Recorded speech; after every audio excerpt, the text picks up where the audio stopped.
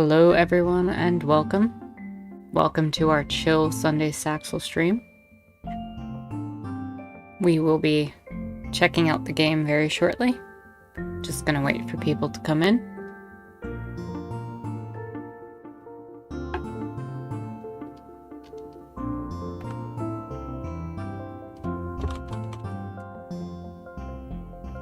Hi Em, welcome. How are you today?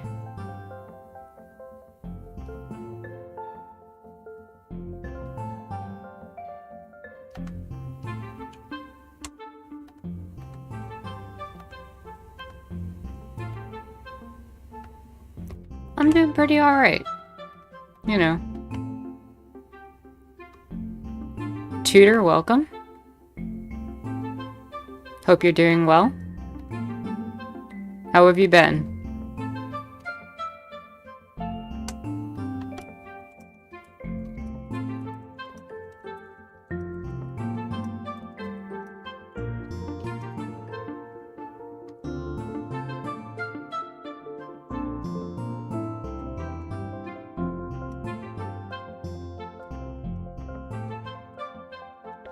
Today's your birthday. Happy birthday, Tutor.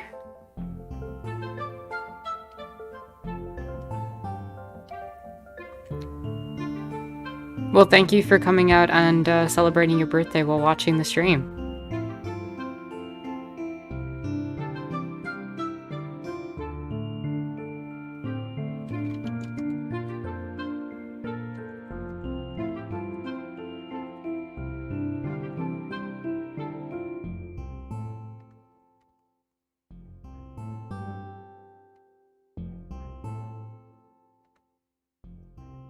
Okay. Just gonna give it another minute or two for people to come in.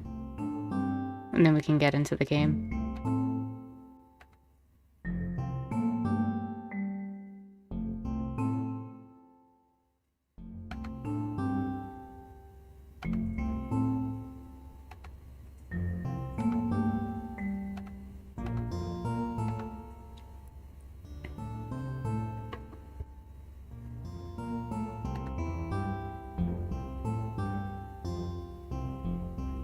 I think I'm just generally gonna keep this more chill than even usual, given that it's between the holidays between Christmas and New Year's.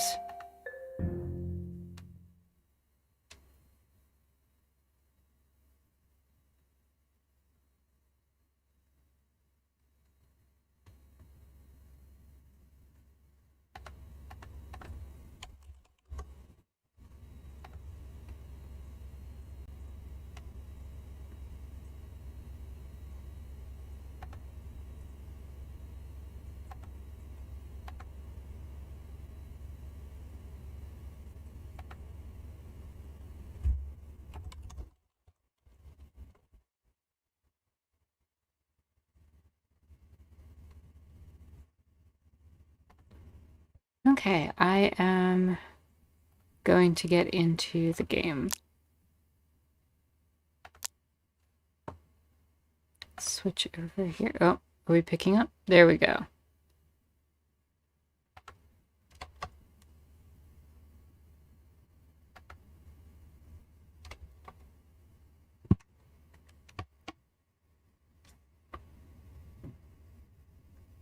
Loading in now, and let's see how it goes.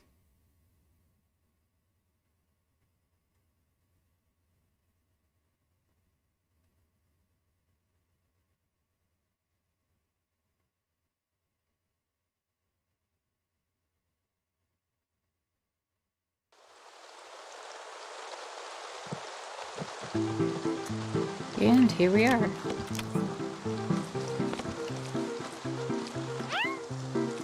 Checking out Base Cat. Got Comrade Cookie Cow.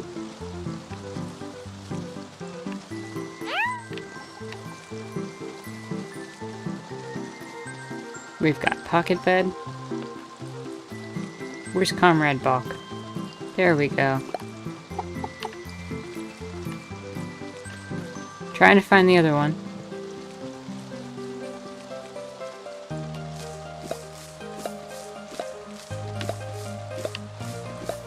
Oh, wow.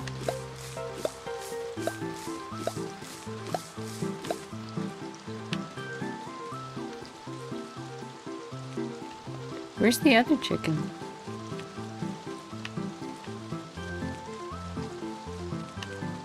There's Beaker.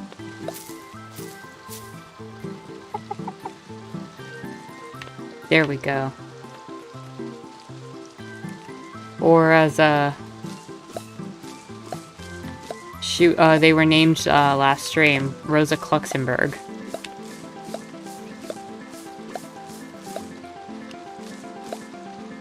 Yeah, that is true. Like, there are definitely ways to celebrate, even with the city being shut down and stuff.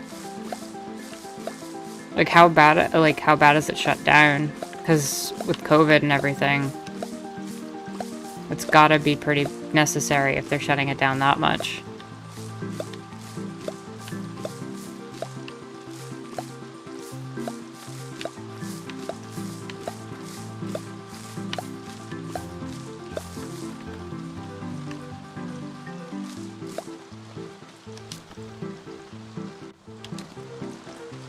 Oh yeah, we got a pig and a sheep last time. I have to set those up.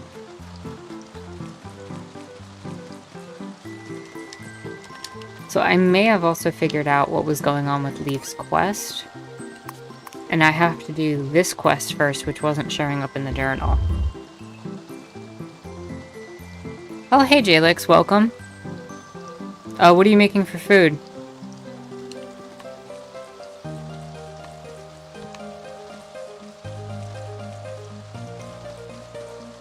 Yeah, it's reached that point where going for a walk just seems like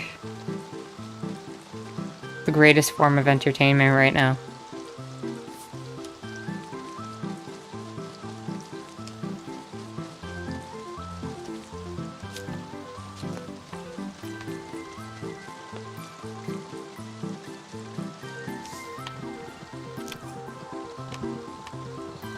So apparently I had to talk to this person.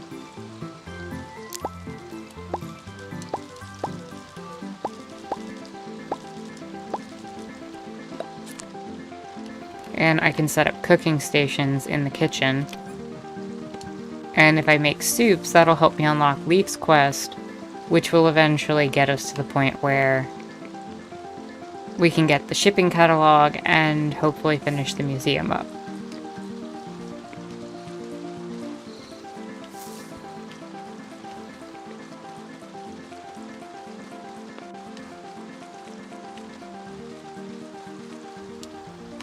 So I have to go to the store and pick up some stuff.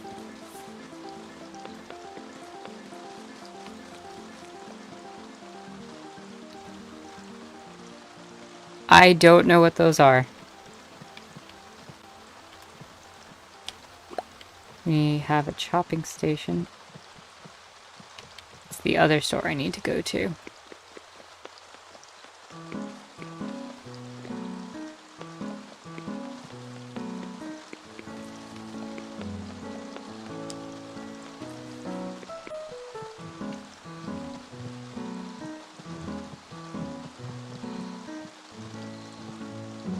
Chicken and mushrooms roasted in cream. I will take that, except for the mushrooms.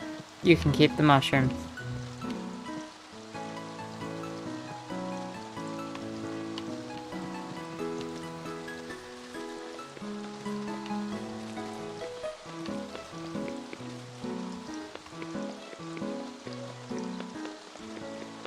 Mushrooms will give me hives. Mushrooms will kill me.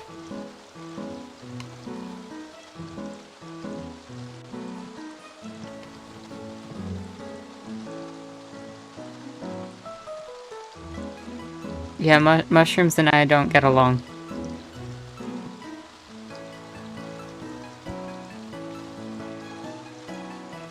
Let's see, I got the chopping station.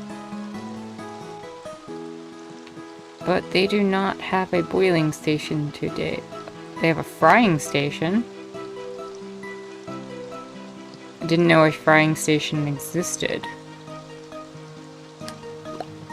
I'll grab one of those. And hopefully the boiling station comes in tomorrow. Oh no, they have one right here.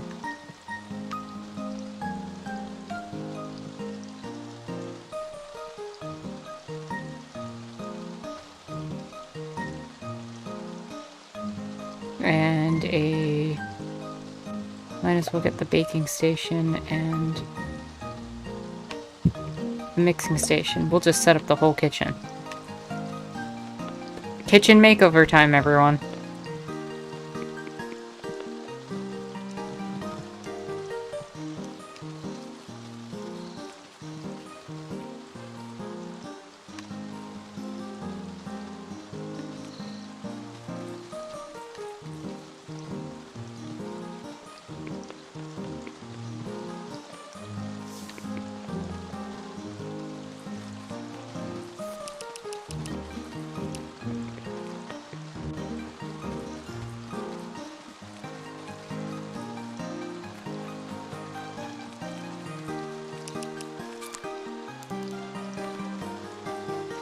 So no, not yet, because I found out I have to do another quest before that, which means I have to make soup and set up the kitchen.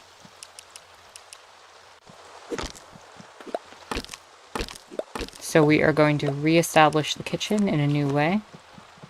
Unfortunately, we have more stations than we have room for a kitchen. But we're just going to expand the kitchen into the living room, probably.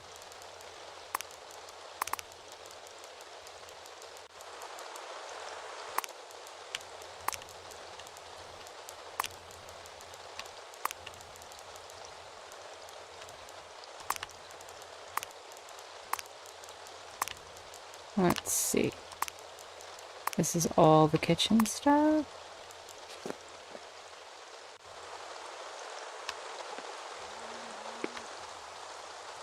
We'll throw the fridge in the corner. Actually, that would be really inconvenient, wouldn't it?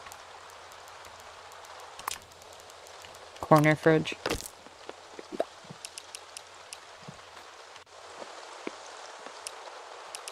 Let's see. We have... frying station? Oh, that's massive.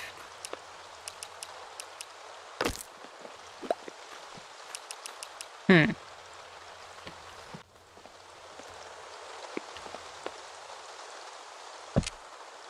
got a mixing station. A cutting station. A boiling station.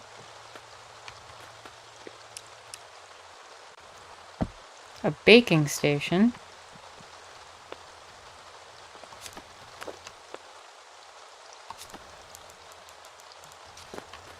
And there's no room for the frying station. Or the fridge, or the sink. Apparently I am. We're seizing the means of cooking production.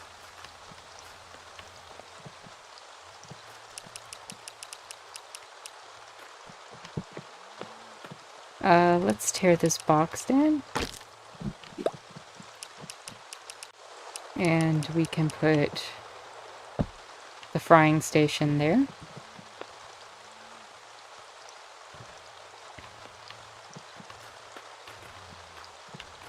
We'll have to extend a little bit into the living room, but I think it'll be okay.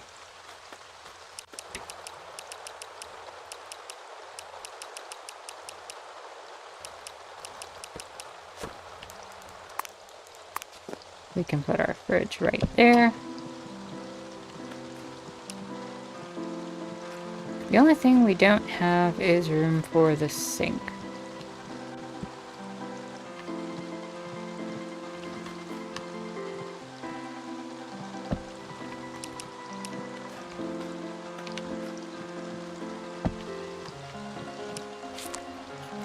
You know, all things considered, that could have gone a lot worse.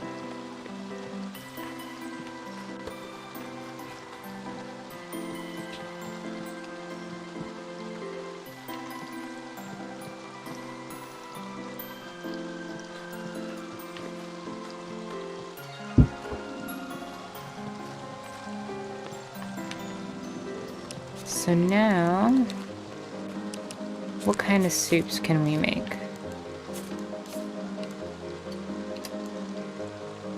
They have beetroot soup, cabbage soup, carrot soup, vegetable soup.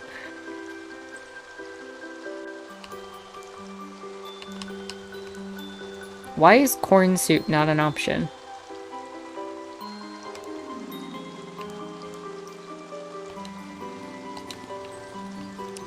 We can get some milk from Comrade Cookie Cow.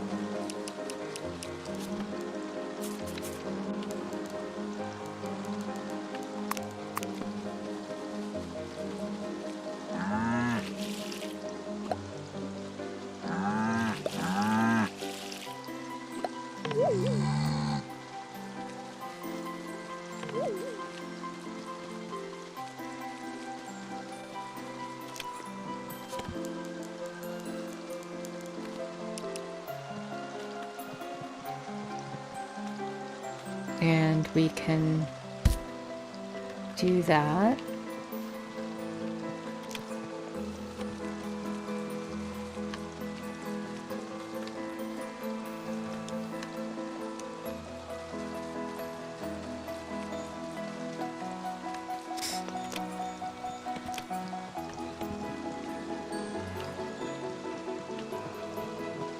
And we could make a...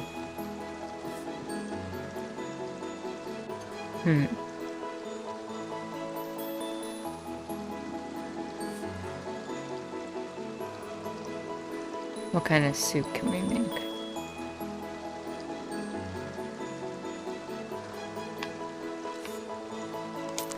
What were the options? Again, carrot soup because we have the milk.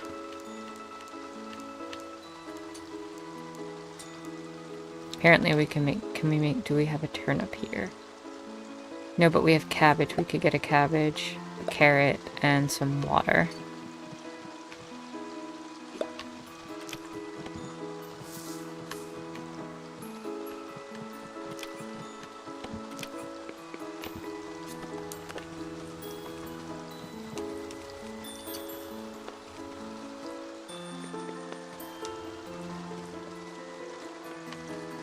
Well, English just takes every word from every language eventually.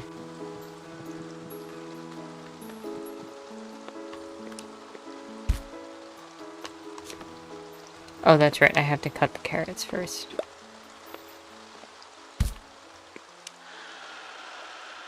And by cut, they mean put it through a blender, apparently.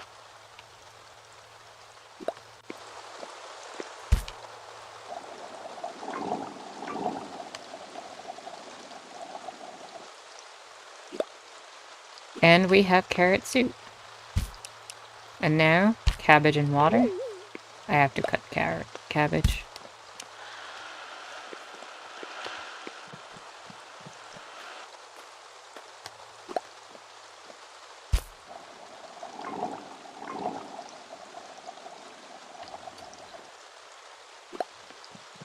And we got cabbage soup, and we can bring the two soups over and complete the quest, and then hopefully tomorrow we will get the quest line leading towards Leif's shop getting taken care of.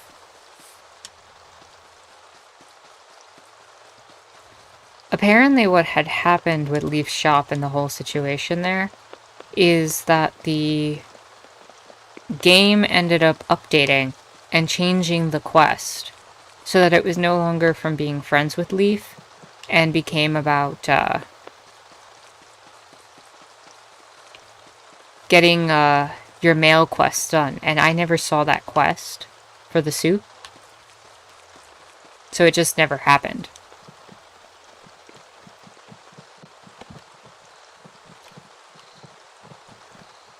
Where is the innkeeper?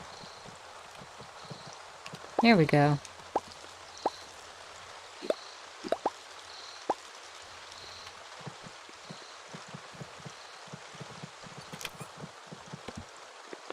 I don't have it yet, but I'm about to. I just finished the soup quest, and I think it's the next one.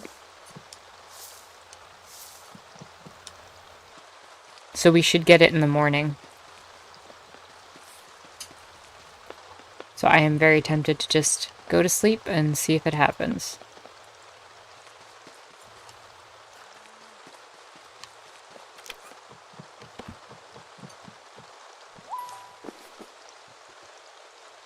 some tea while the next day loads.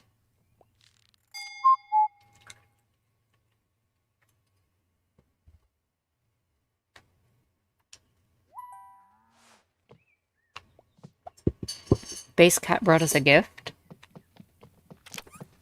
Some Earl Grey. My absolute favorite tea.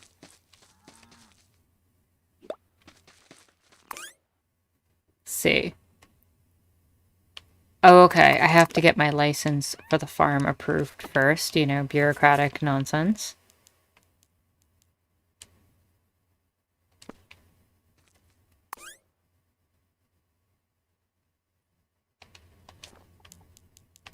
So we take the farm registration letter to the mail. The mayor, rather. We're on good track. It is a black tea, yeah. It is a black tea infused with bergamot oil, which is kind of a citrusy flavor.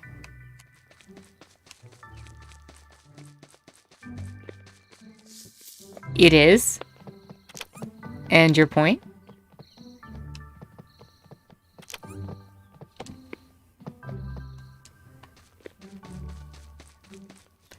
English breakfast is straight up just black tea, right?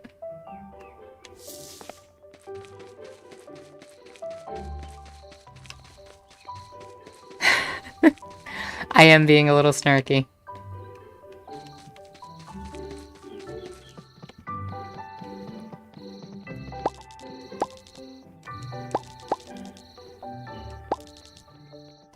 Yeah, Jalix, you're being very wholesome and nice. Thank you for looking after me.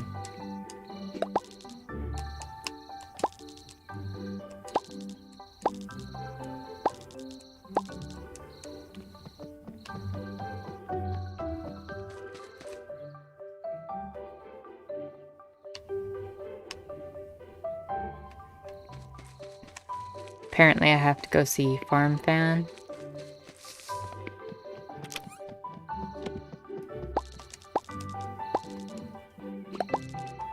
We have another chicken, everyone.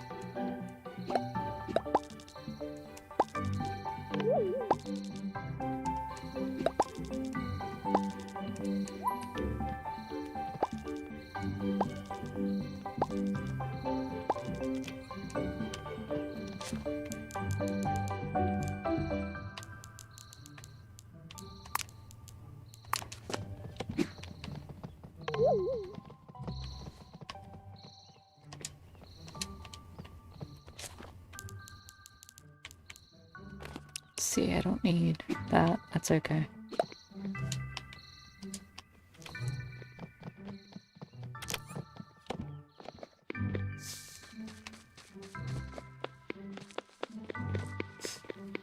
But we already have a Comrade Balkanen.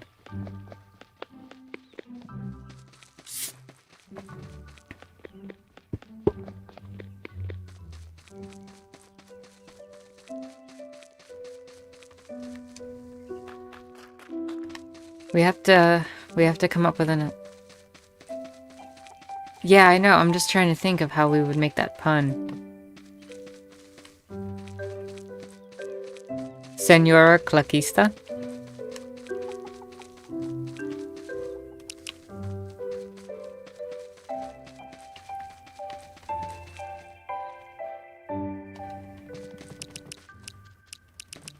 Well, let's see. We have a lot of names to come up with. Because in this stream, you're going to have to... Yeah, Kropotkin. Is there a pun that we could do for, like, for part of that? Like, Cluckpotkin?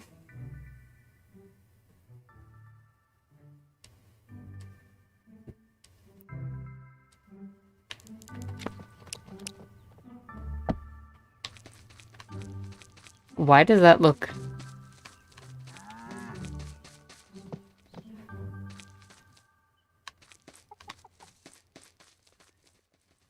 Is that because of the grass?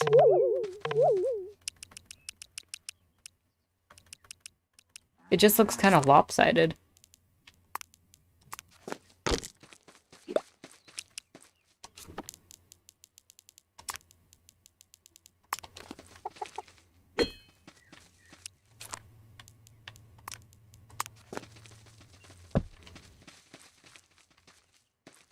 The sheep is Comrade Fleece.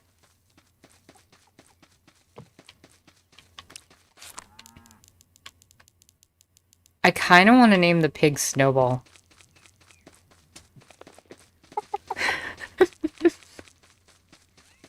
The dog will be named Carl Barks. That is a guarantee.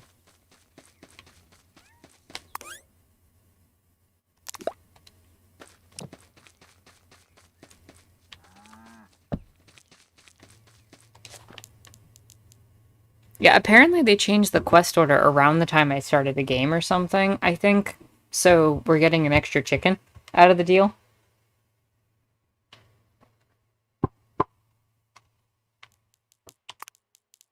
Not that I'm complaining. Oh, my goodness. I think M, you win.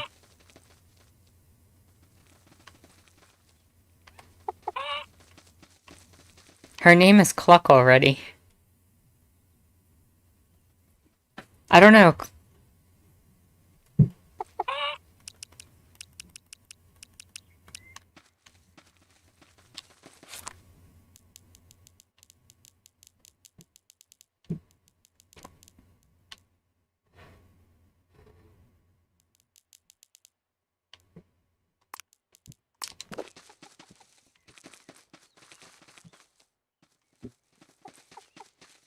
Also, this corn grows back in fast.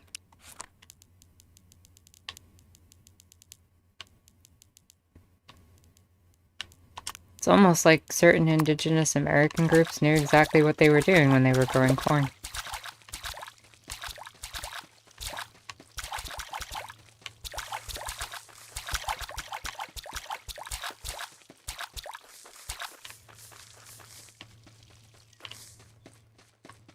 I don't think I can grow grass under the feeder.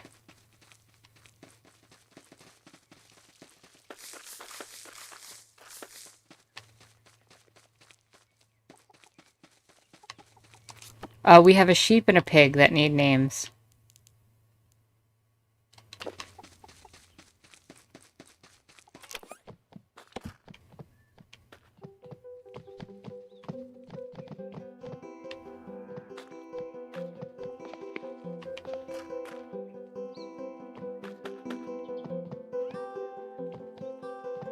Oh, I was joking about Snowball.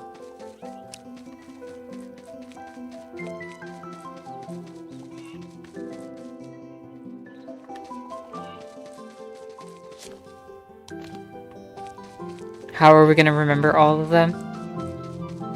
Somebody's gonna have to make a master list on the Discord.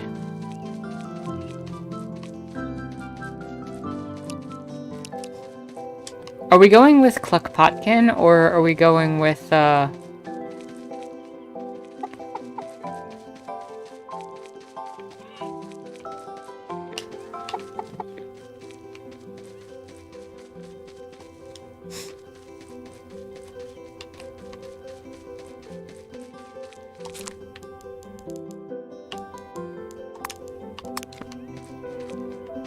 what do we need for a sheep? A sheep area.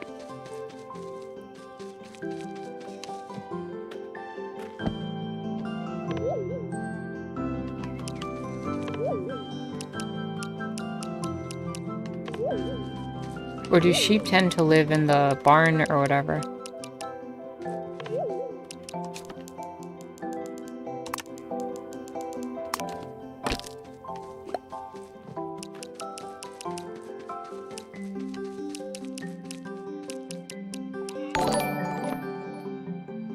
Oh, thank you for the subscription, Roger Morris.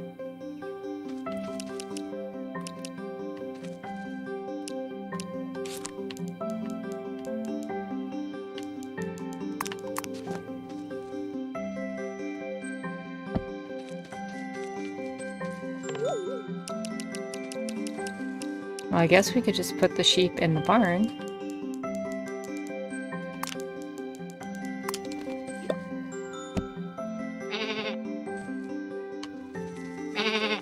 Its name is Ruth.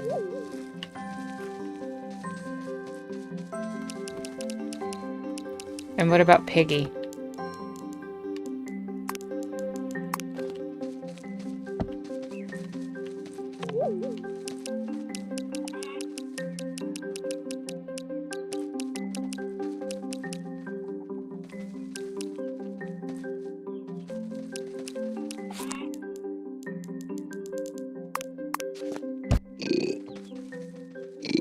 Frederick.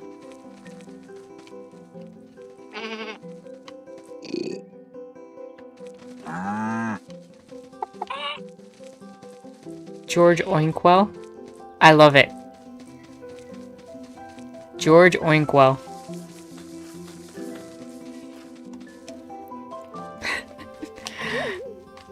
Somebody really needs to make the master list of these names.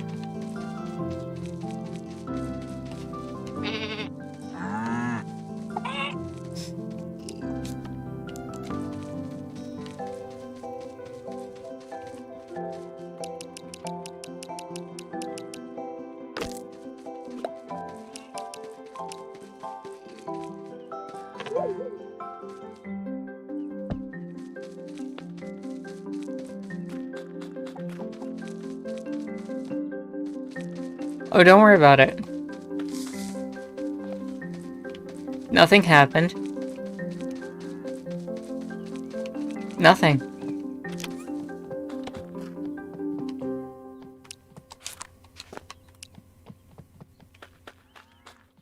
I don't sound suspicious, you sound suspicious.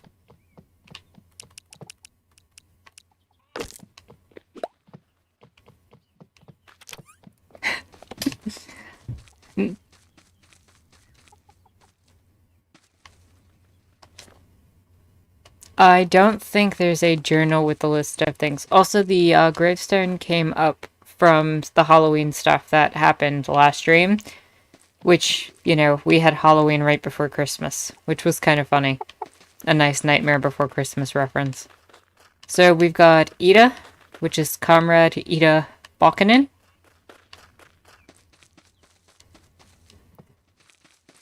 We have Comrade Cookie Cow.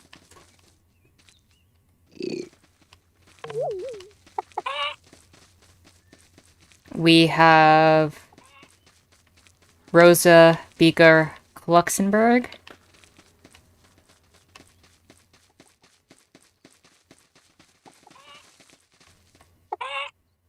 What did we settle for Cluck?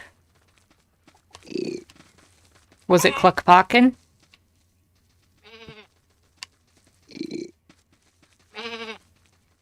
We have George Oinkwell. We didn't settle it yet? Okay. We have Frederick George Oinkwell. And we need a name for Ruth and for Cluck.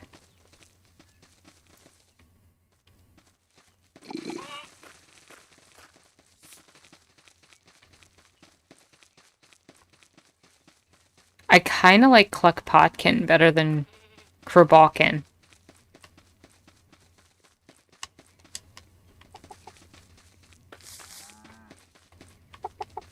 What do you all think?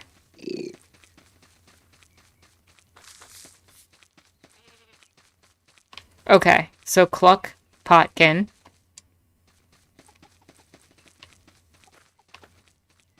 We just need to name Ruth the sheep.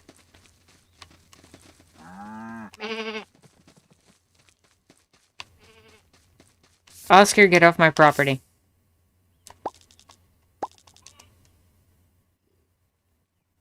Am I the villager who's been leaving the rubbish all over the village? No. We're being threatened.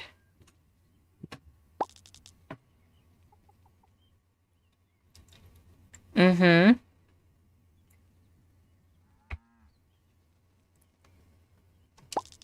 I see you currently don't have a broom.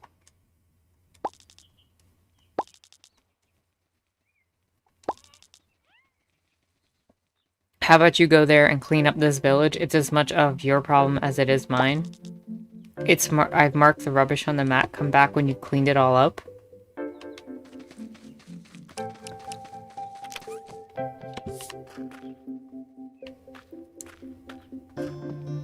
I don't know what he means by rubbish.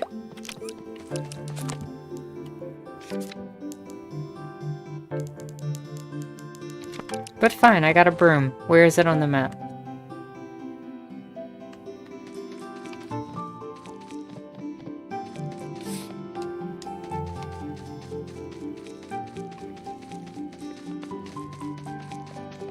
Maybe he was talking about the museum.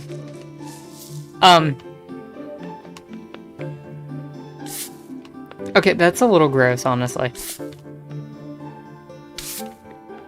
But isn't that his job? Like, that's what he does. I'm the farmer. Why do I gotta be everything? Are you okay over there, Maximilian? It looked like you were having some trouble.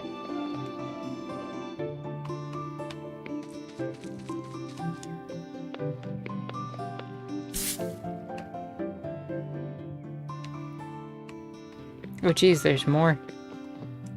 No, for real, who left that there?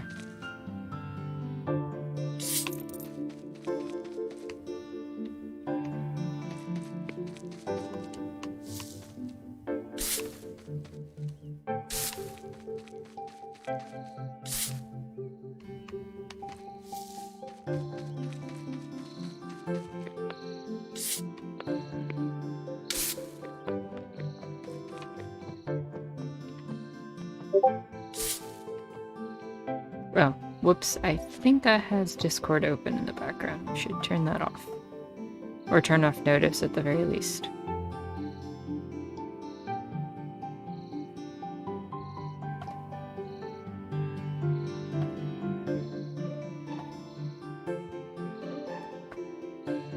Yeah, I usually turn it off before the stream.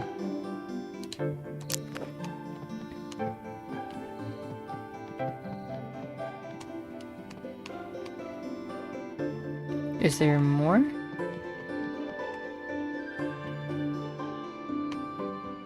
I don't see anything else. Oh, I see these little bottle things need to be cleaned up.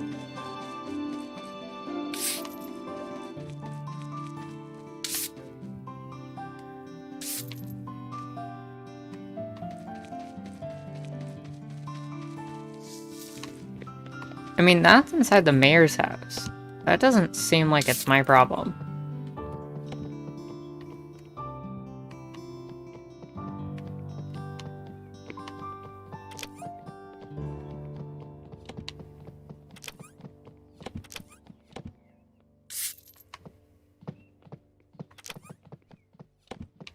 The mayor had a wild night. Indeed.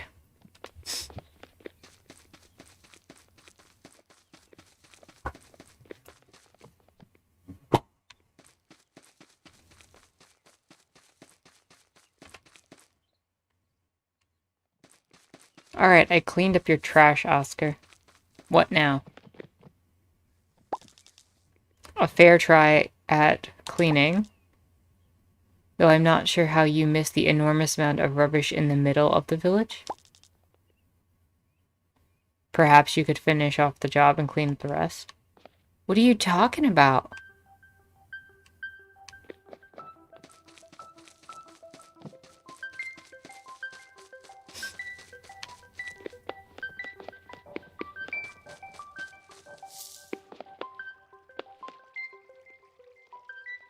What am I looking at?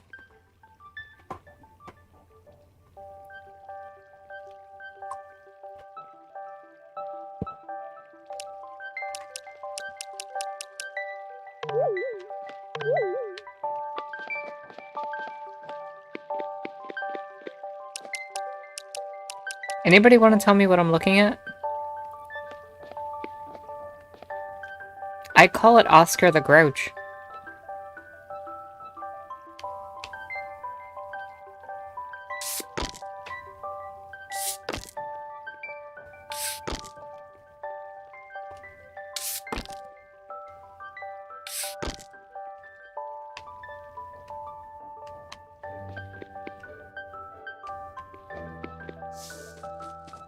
Oscar, damn it, he teleported in his house.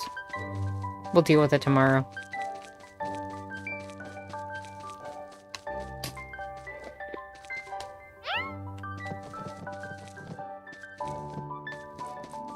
The town is finally cleaned.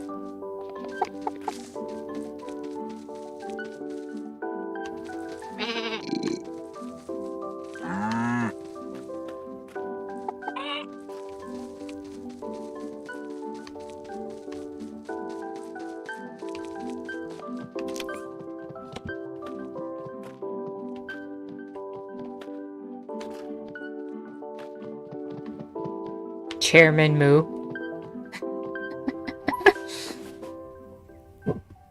Our second cow will indeed be Chairman Moo. Unless we get another cat first, in which case that'll be Chairman Meow.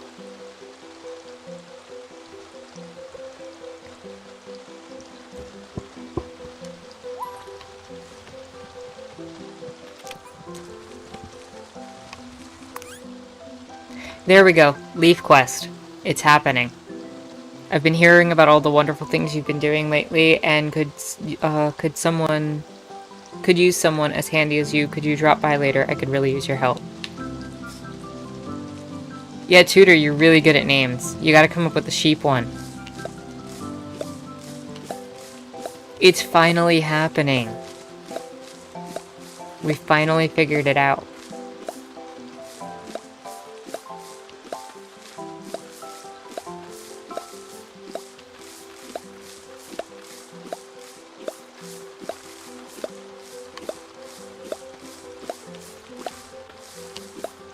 We are on week 7. Or 6 or something like that of Staxel.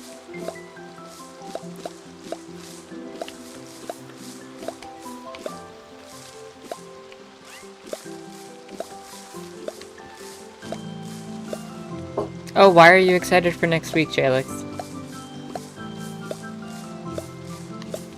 Oh, since I tried to start the Leaf Quest, it's been at least 2 to 3 weeks. Oh, nice. I'm looking forward to it, too. You're gonna hopefully share all that on the Discord, right?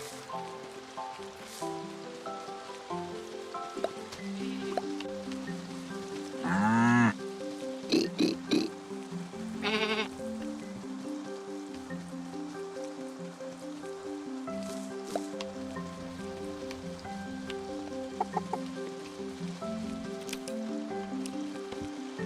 think I need another bookshelf.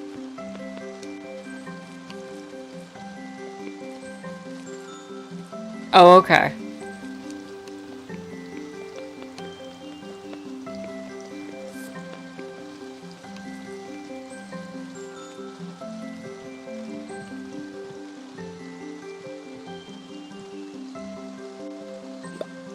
Got a couple of storage bookshelves.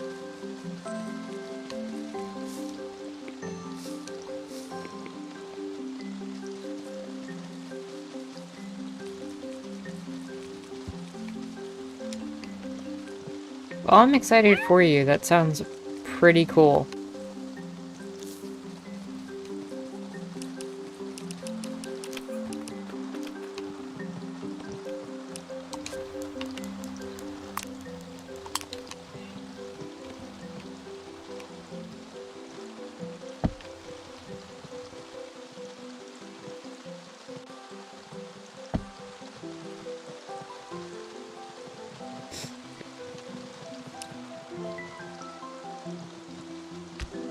Hey, Base Cat, what are you doing on the bed?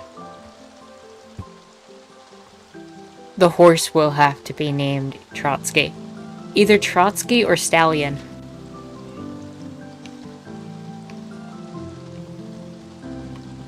Those are best horse names. Like, objectively.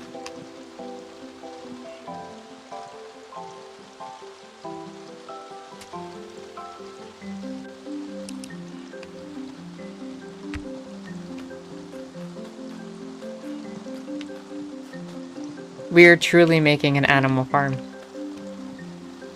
Yeah, Tutor's amazing at this.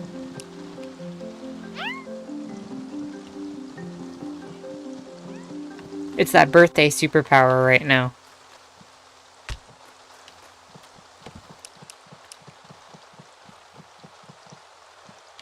Base cat? How do?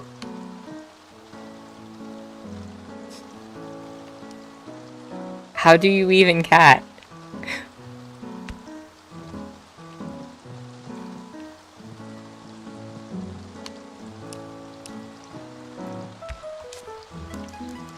How do cat? How do? The most famous question of philosophy in our age from cats. How do?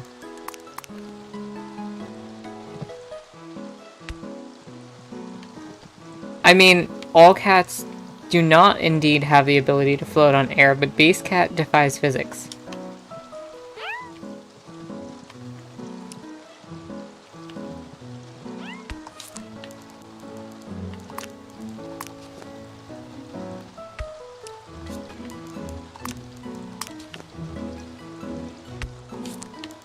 Let's see, we can put some of our extra stuff away.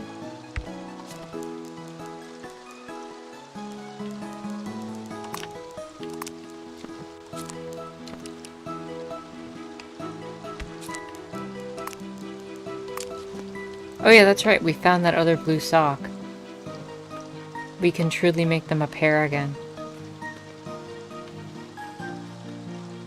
Where is the other blue sock? It's somewhere around here. No, blue sock was living with the bugs.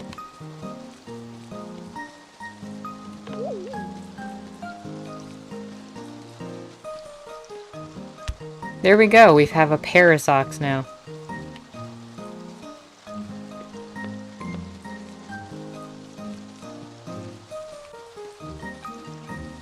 Cats are all liquid, that is true.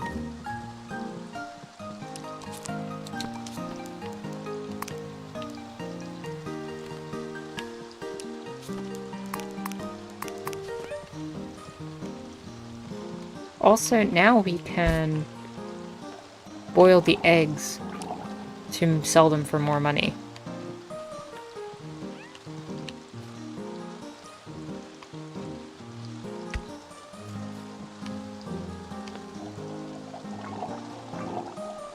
Bones like wet noodles indeed.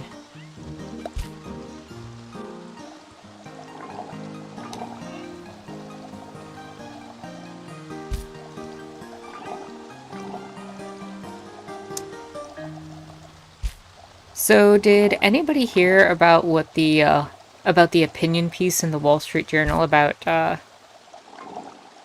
Ebenezer Scrooge in A Christmas Carol? Did anyone else read this or come across this?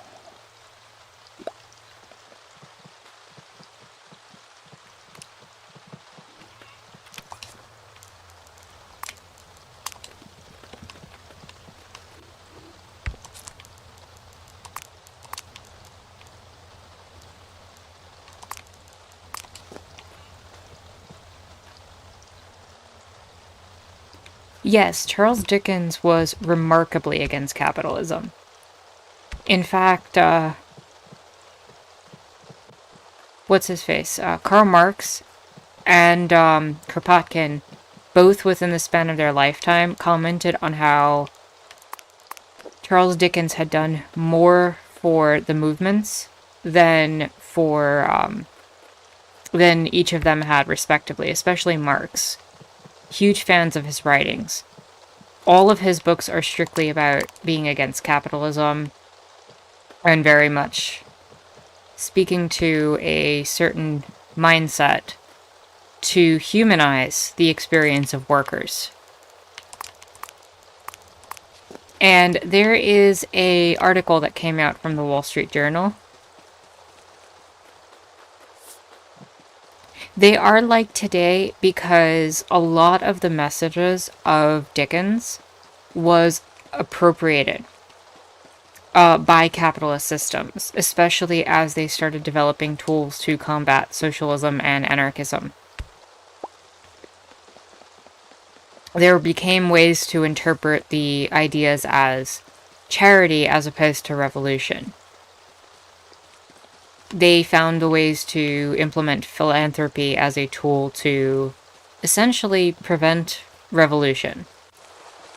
But there was this article that came out in the Wall Street Journal that basically defended Scrooge's thrift and basically said that Scrooge was the reason, or Scrooge is part of the reason, basically, that, you know, like his representation before the transformation is why the modern world is as good as it is, because of his capitalist thrift experience.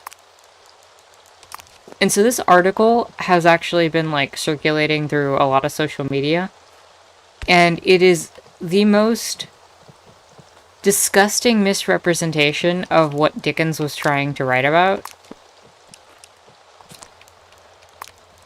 It really is. It really is, Jalix. There's almost an absurdity, especially in this time where people are really suffering right now in terms of finances, that capitalists keep coming out and finding ways to defend this system to the point of saying that Ebenezer Scrooge's thrift was the reason that society was, you know, has been made better.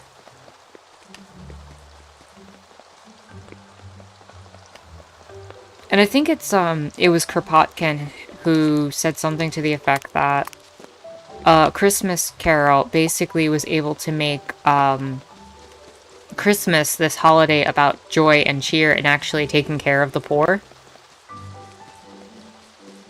Because previous to that, it really wasn't about that. Like, Dickens actually transformed how we see Christmas. The Queen wearing, speaking for austerity while wearing something that's worth $100 million on her head. Absolutely true.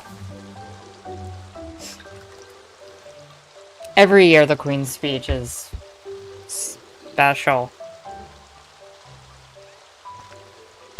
The same kinds of people argue that the British Empire was good for people whose land it colonized. Oh yeah. Yeah, don't forget that. Wait, you're hungry, Frederick? Why are you hungry? Do you not eat the same food as Comrade Cow? Is there special pig food I need to feed you?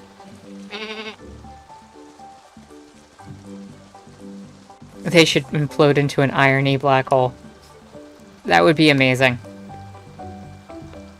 I don't know how you make that argument. It's like, oh yeah, we brought you civilization. Can you think of a better term for that besides genocide? Because I can't. I mean, colonization, obviously, but intrinsic in that process is the erasure of culture, of identity, of self-governance.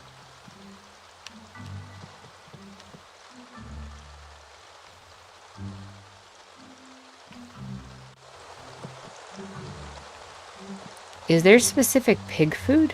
Or is just pig just not eating?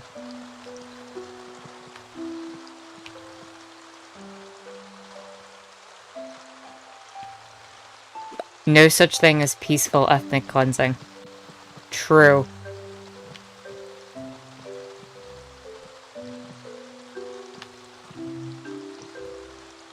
Okay, there's a slop trout. But are they not selling slop? Like, what do you put in a slop trout?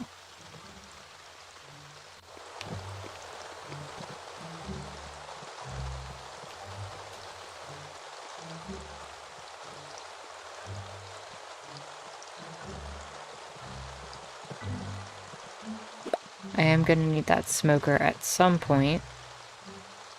And sheep shears. Nice.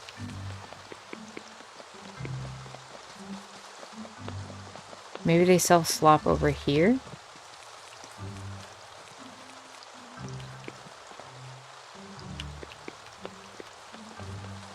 Maybe it'll tell me when I set it up.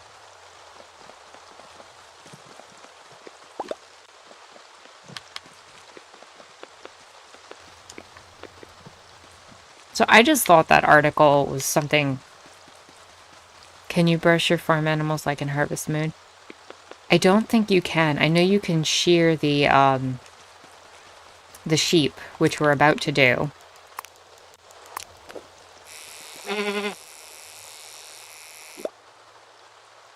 We have wool.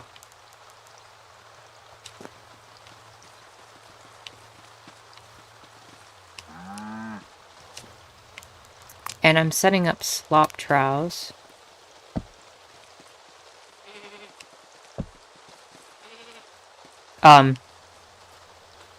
Comrade Cookie Cow?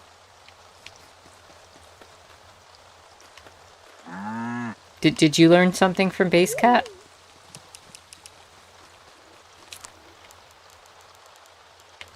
They're all doing it now.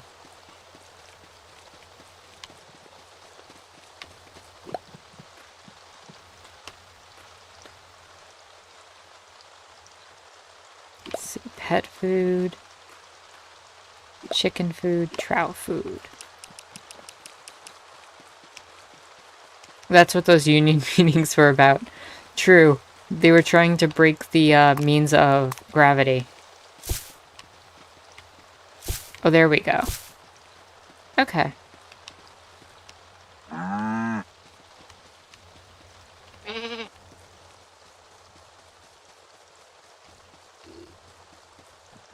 The Wall Street Journal editorial page is outrage clickbait and never should pay attention to it.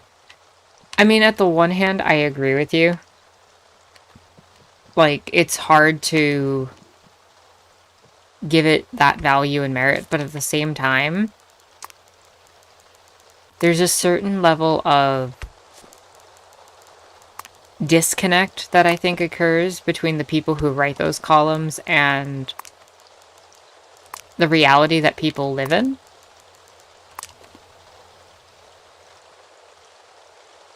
What's the New York Post?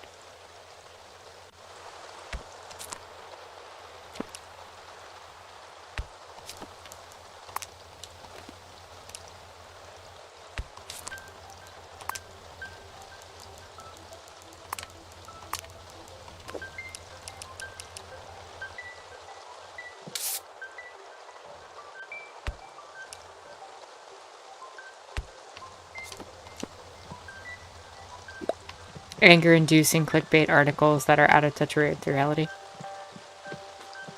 I have the first upgraded pickaxe. But yeah, I think that when you look at how out of touch some of those articles are with reality, there's an importance in examining them. You know? Because if you just completely ignore it, there are still people out there who get their information from that. I think it's a tough balance, especially as a leftist, between overburdening oneself and, you know, looking at stuff that just makes no sense, and having to keep some level of tabs on what's going on from a very problematic perspective.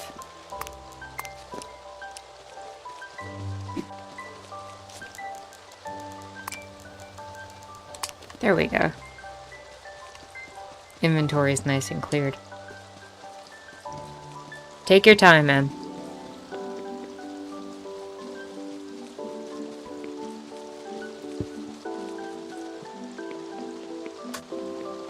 King John, hello. Welcome.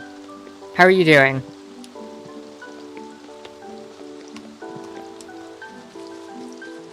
Also, if anybody celebrates, how was Christmas? How have the holidays been?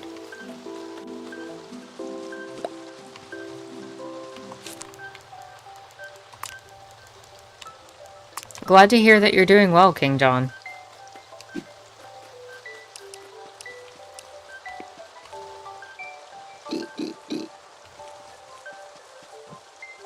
They've been mostly eating. That's good to hear. Good food for the holidays.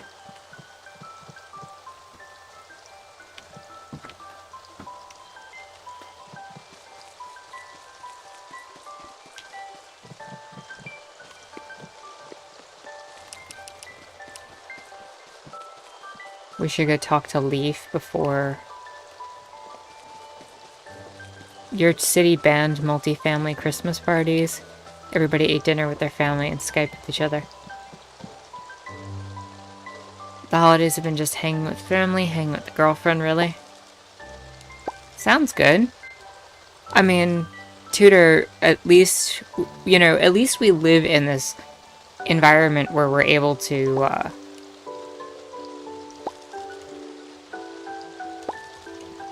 have technology where we can communicate with each other. I look at, like, the Spanish flu and I wonder how people dealt with that in that particular way when you were separated from family members.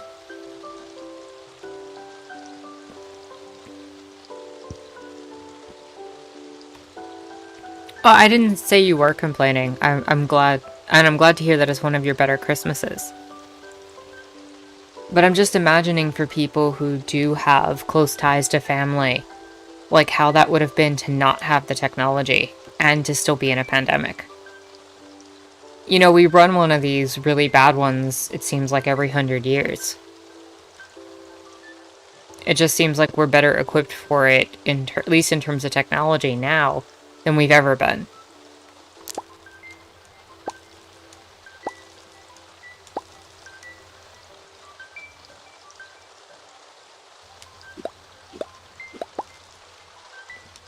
And this is Leif's quest. We got it.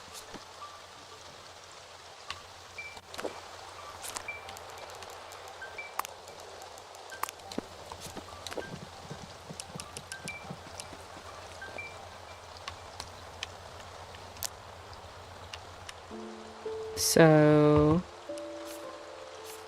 we need the handling post, the post counter, and the post office post box. And I just got the blueprints to get all three.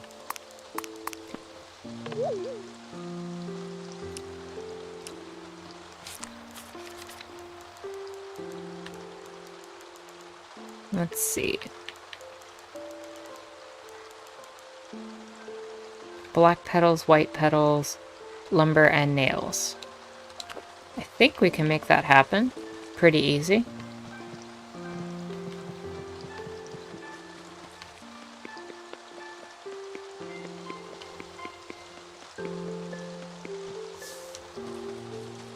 Yeah, that is true, King John. Some people are dealing with the fact that loved ones are in ICUs and just trying to,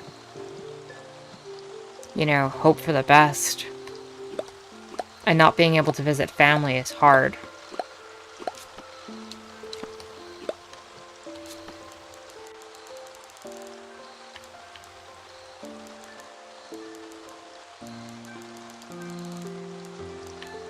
You know, these are not easy times.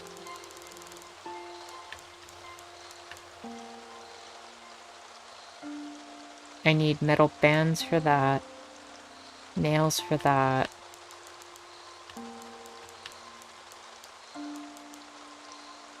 And nails for that.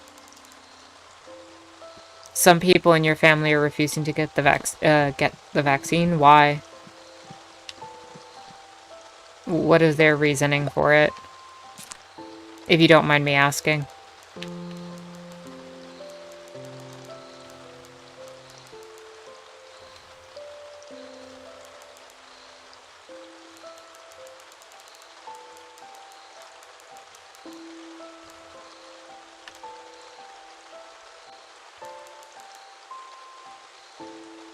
They think it's dangerous, but they don't have any good reason for thinking that. The only dangers I've heard is that some people are getting allergic reactions. The Pfizer one I've heard has some chemical in it that isn't usually in vaccines that is designed to preserve it for longer because it isn't very shelf stable. Big pharma and unnatural chemicals, yeah. I mean, that's kind of just in that conspiracy theory direction. I mean, the truth of the matter is, the Pfizer one does have some sort of ties to allergic reactions, based off of one chemical that's actually in there that's not normally present that keeps it shelf stable. It's not that it's harmful to humans, it's that some people actually have a reaction to it, but the RNA sequence that they're using is perfectly safe. The Moderna one was considered to be safe and allergy-free, but we've recently discovered that people with shellfish allergies are actually having issues to the vaccine. So there's a certain level where I don't know why shellfish, honestly. I'm assuming something they used has something that triggers the response to shellfish allergies. It might be the RNA sequence. I don't know the Moderna one as well as I know the Pfizer one in terms of the science behind it. But it's triggering in certain people with shellfish allergies.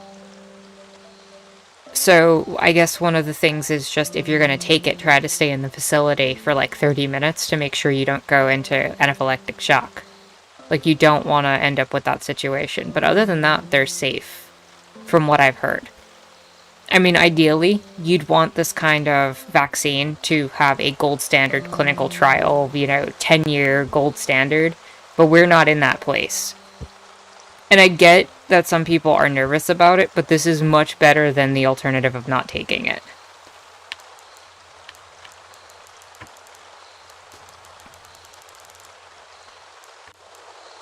I just hope that the immunity that's being predicted from these vaccines lasts long enough. And I hope this new mutation that's been happening in the UK and Italy, and I think there's one in South Africa, doesn't end up making it worse, or somehow mutating around things.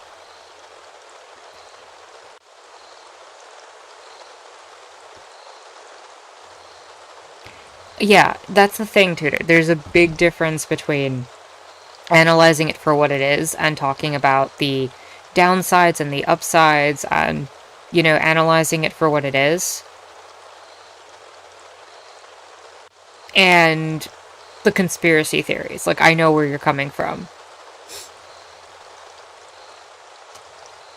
It's that whole anti-vax mindset. It's not based in science. It's based in fear and anxiety around science.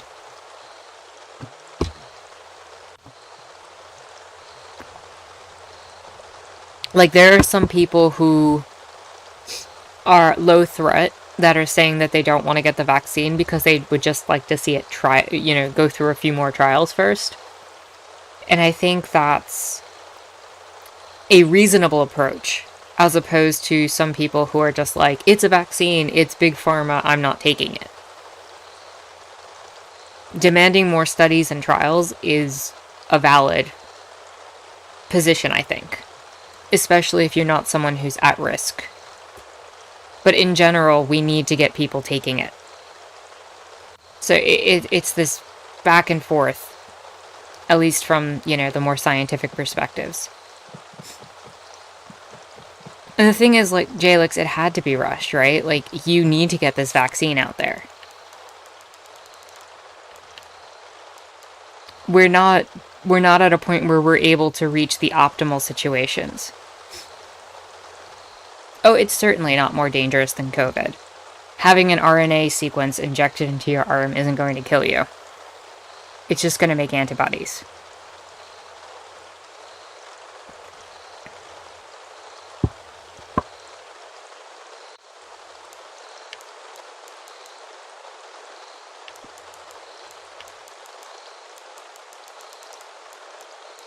The point of the clinical tests and trials is not usually specifically about safety, but whether or not it'll work long term.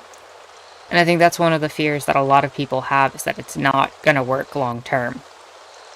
That it may have the 6 to 8 month immunity that they're saying people get from natural immunity. And then you're going to end up in a situation where people are going to have to re-up vaccines pretty much every year like a flu shot. But a year also gives them time. A year gives them time to produce better vaccines, to do more trials, to do more of those things. And so you move in that direction. Get the virus under control, reduce symptoms, which reduces hospital visits and the strain on hospitals.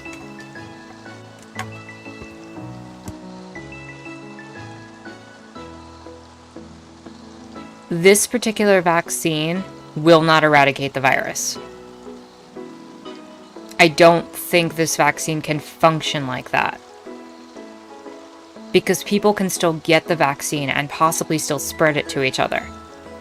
It's still contagious, but because we already have the antibodies in place, symptoms will be lowered, which means less people need to go to the hospital. The advantage to all of it is that we can reduce strain on hospitals and protective equipment.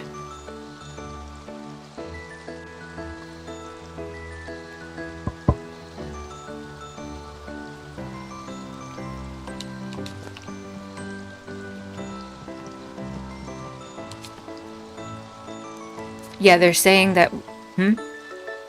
This may not be the end of it, no.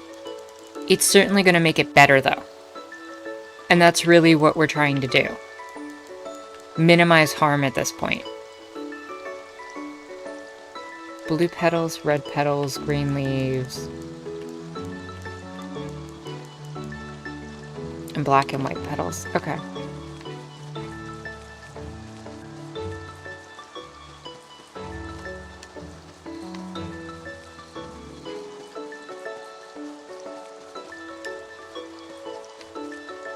That's true. It's been 120 years and we still have to vaccinate for the flu every year.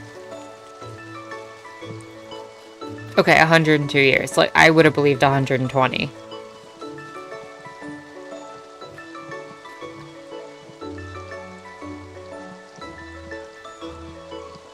I think it was New Zealand who had that thing under control in, like, a month.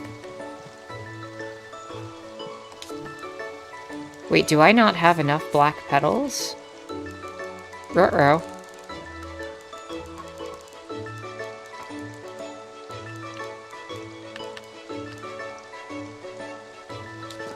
I do not have enough black petals. Hey Skylar, welcome. We finally got into Leif's quest.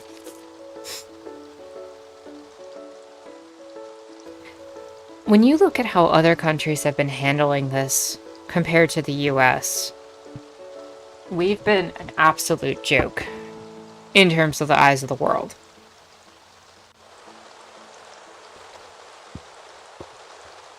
Like, the few times that I've been to supermarkets or whatever, there's always one cashier that's always like, in this country, you know, we had like 23 deaths in total. We've had this experience. But here in the US, people don't want to wear their masks. They don't want to take care of things. Oh yeah. No, they're talking about their home country, usually.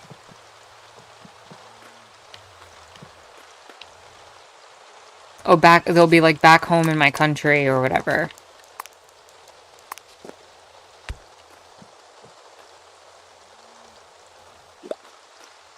Red, white, black, green leaf, blue, yellow. Just take them all.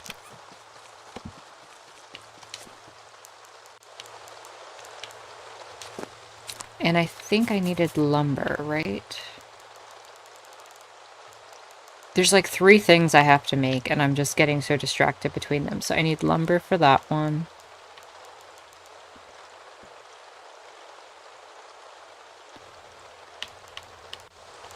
The US is so bizarre because on a world stage, the US controls so much political power. But they don't even, like, their citizens are barely able to function.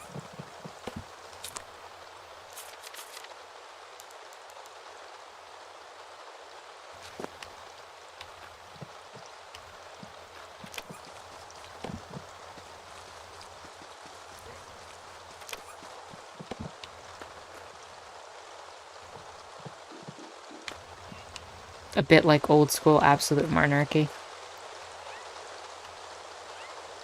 Yeah, we are not in the best of times with stuff.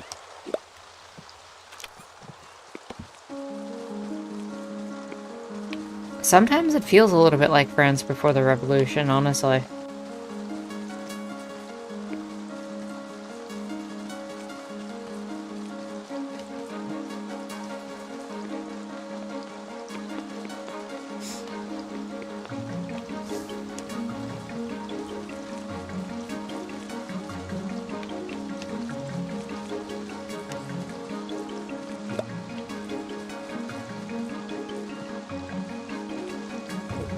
Your Vietnamese barber was complaining about how authoritarian Vietnam is with regards to COVID.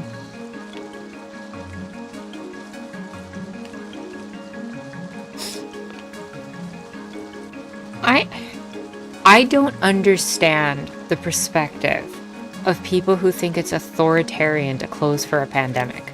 I really don't get it.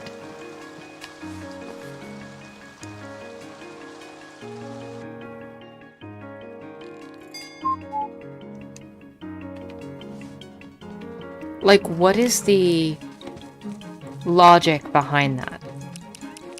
Besides, I don't feel like actually caring about other human beings.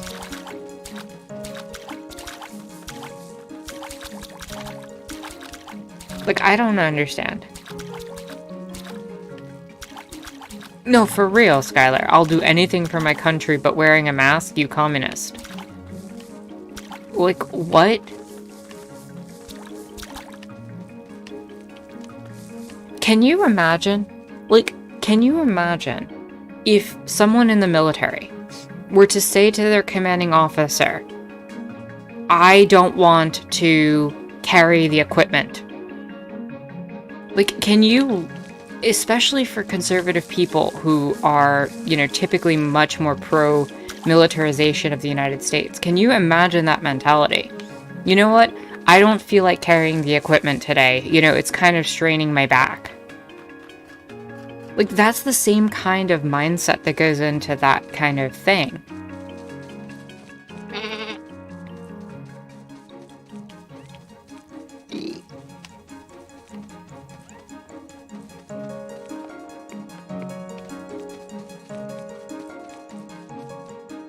Yes, we have a sheep. The thing is, though, is within the context of the military, I always like to cite the military as a thing to turn on conservatives. Because when they talk about socialism being bad, I just try to remind them what the military would look like if soldiers were competing against each other for anything that they need. Can you imagine in the military if people were not supplied with housing and tents and equipment and all the stuff and you had to just get it yourself and fend and fight for it? They'd never buy it.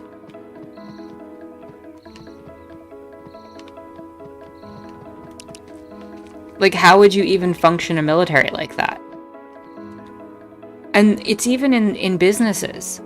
The way that businesses are structured is, yes, externally they are constantly bickering and fighting in terms of capital to compete with other businesses. But can you imagine an office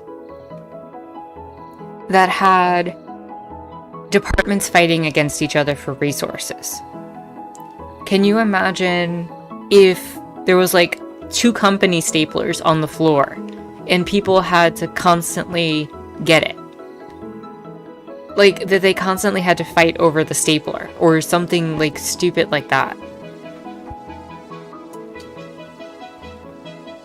Within the business structure of, like, in the business model, in the workplace, while you're in the office, people do not function in the way capitalism does. And as a matter of fact, Sears was actually a company that used to do that, because they believed in this whole rhetoric of it, and Sears went under because of it.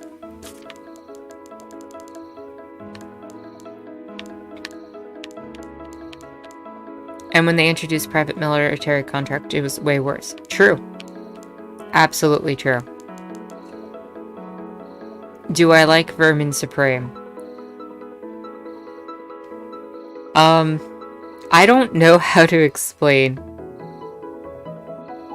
Vermin Supreme right now. I don't think Vermin Supreme is a threat to anything. So I tend to find Vermin Supreme pretty harmless.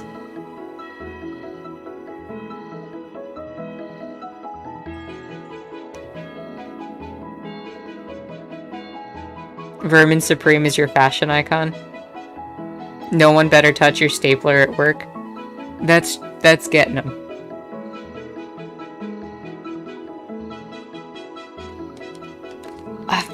I explain Vermin Supreme? Hold on.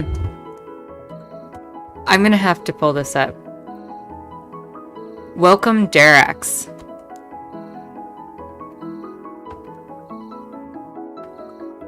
Give me 1 second.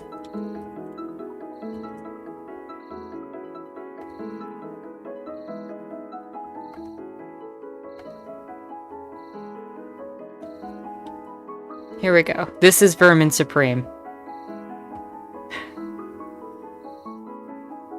Vermin Supreme usually runs for office every year for president. And usually dresses like in these ridiculous outfits that are just absolutely amazing. And comes up with like mock positions and stuff like that. Yeah. He's totally cool. And he comes up with like ridiculous satires of all the different political positions. And he's apparently part of the Libertarian Party. So, I don't know what to make of that, but as far as politicians go, I think he's less harmful than most, so...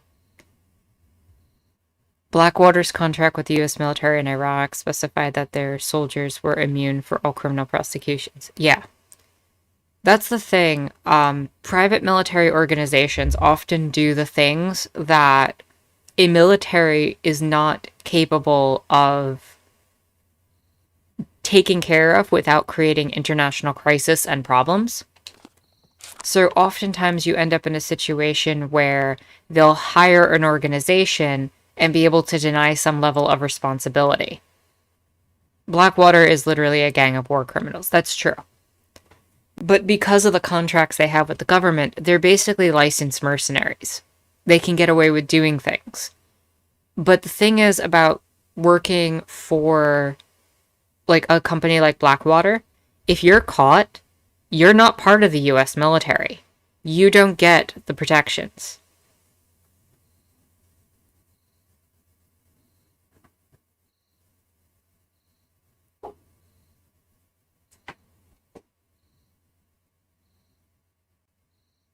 This isn't outer heaven, guys. That's absolutely true.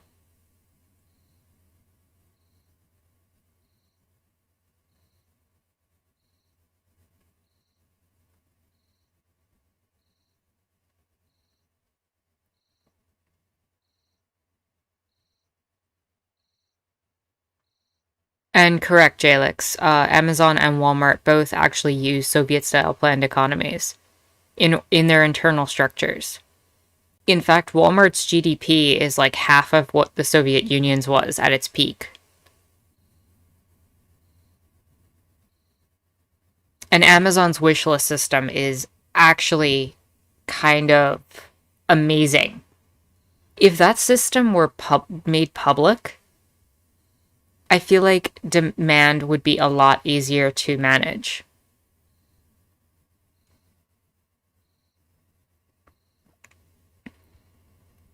If you can get AI to predict distribution needs and production needs before it happens, that would truly be a great thing in terms of societal structure.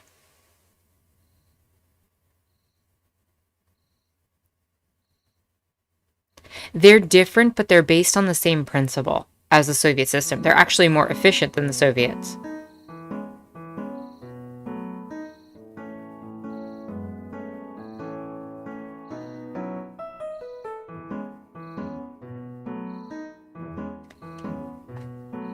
Well, King John, that's the thing about Metal Gear Solid that confuses me when people don't understand the premise behind the series.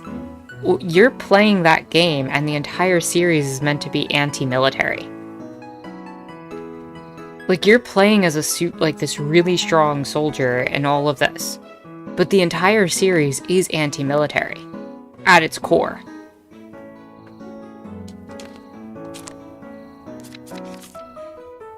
I don't have enough of any of this stuff to make the stuff in the game.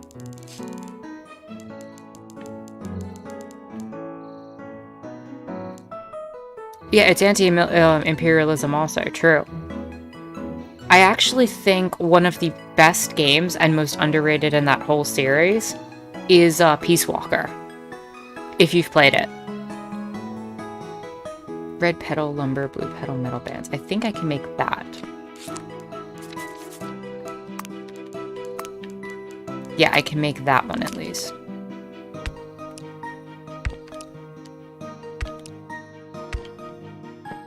Like, the voice acting in that game is pretty terrible, honestly.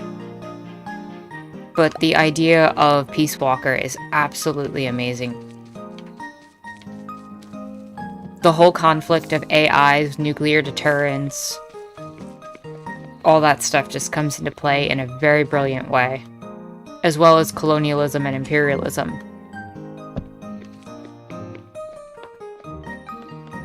Lucid, welcome.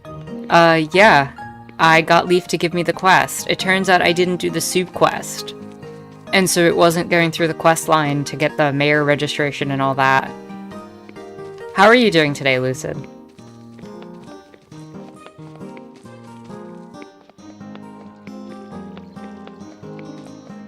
You were reading somewhere that as civilization collapses, its military grows and grows. That doesn't surprise me at all.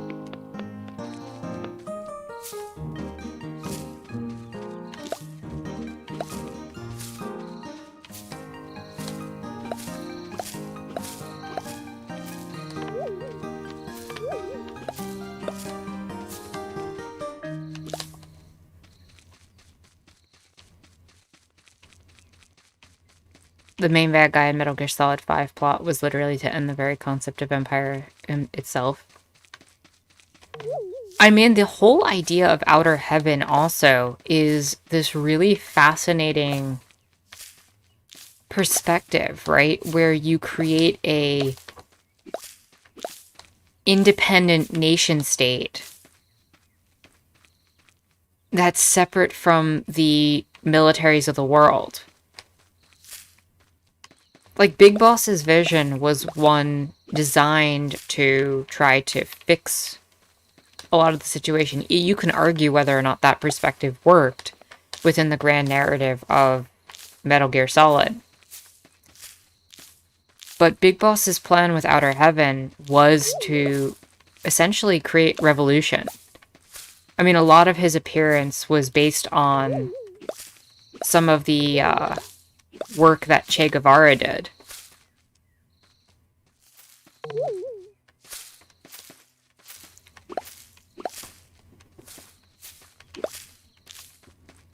And I just find it fascinating that people can find a pro-military message in that game series when it's so strictly anti-military.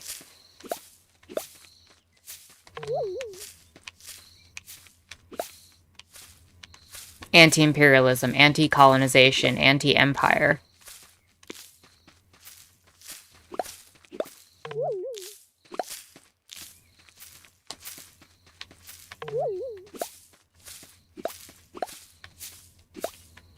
They probably ignore except for the aesthetic, to be honest.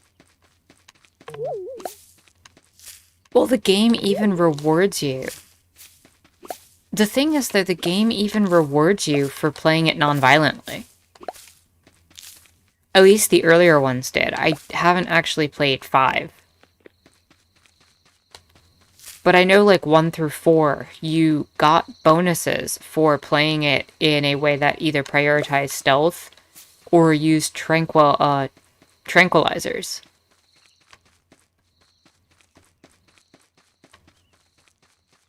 Chain of Retaliation will build this world together as one by giving everyone nukes essential, no need for states to compete, thus ending the idea of empire itself. Skullface was a great bad. True. That makes a lot of sense. Okay, well, take your time. All's good.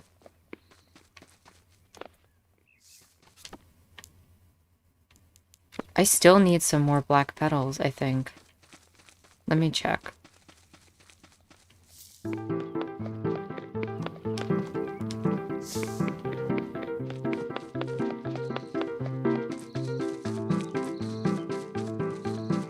I am gonna have to play Metal Gear Solid 5 at some point.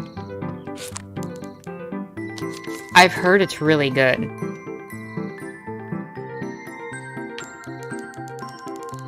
All I know is at the point in time when I had picked up Metal Gear Solid 5, I played through the intro sequence in the hospital, and I couldn't handle it. I was just not in a good mindset, personally.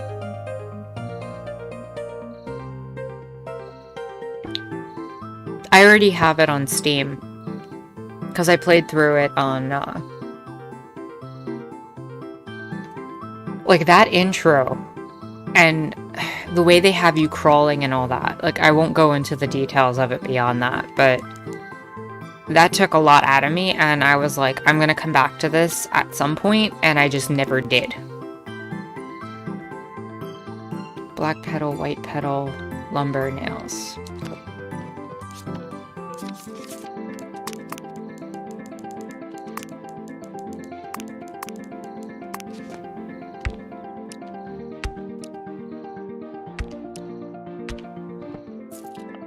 Got the handling post.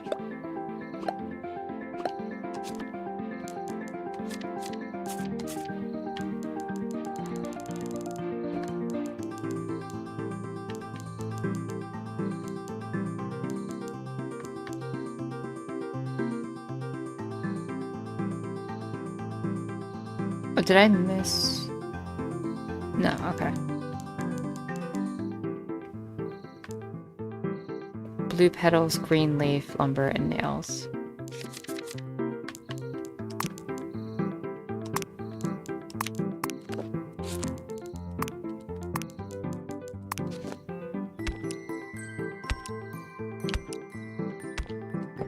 And I think that's everything for Leif's store, finally. I think we made it.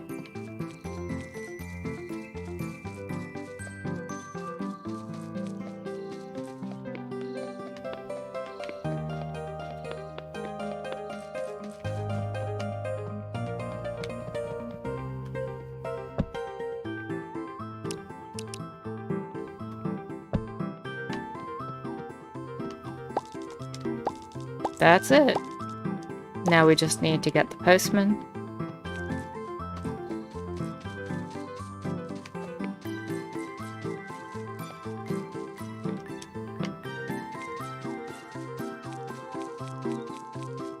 That's true, you did mention that, Jalix. What did they add to Stardew Valley?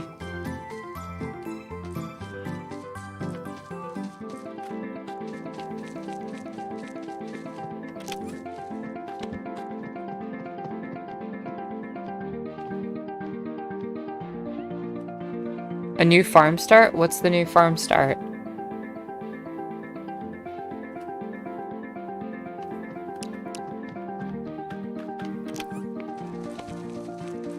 That seems like it'd be a hard one to start with, no?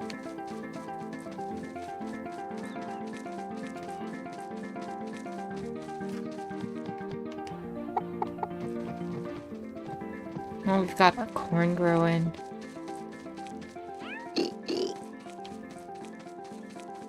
Fair enough. We still need a new nickname for our sheep.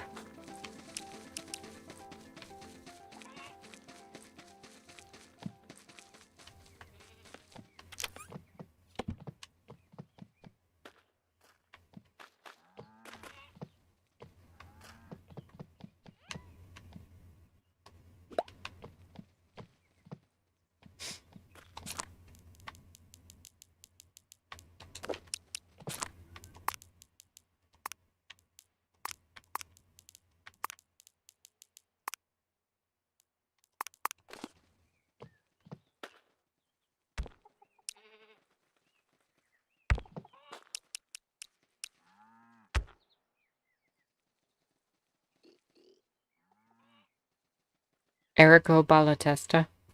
That's interesting. That's an interesting one.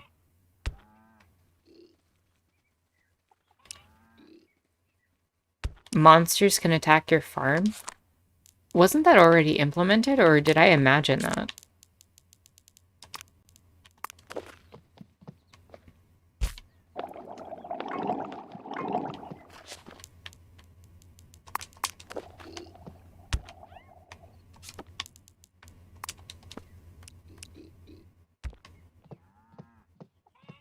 Oh, it was only on the wilderness map before. Okay. That makes sense.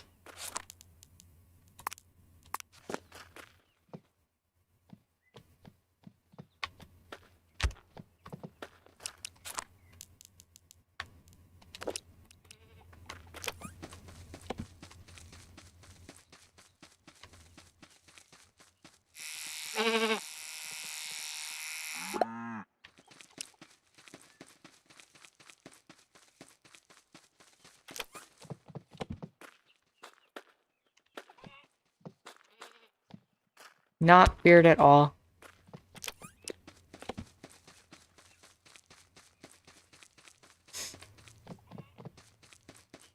Randomized community center bundles?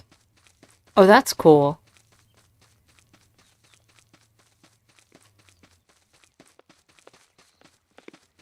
Yeah, I could see that, Derek's.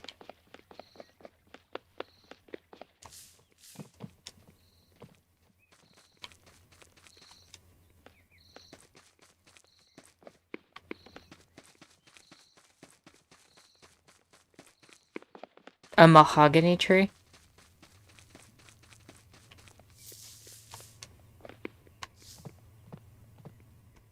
I don't think that was there before. Oh, I should have milked Comrade Cookie Cow.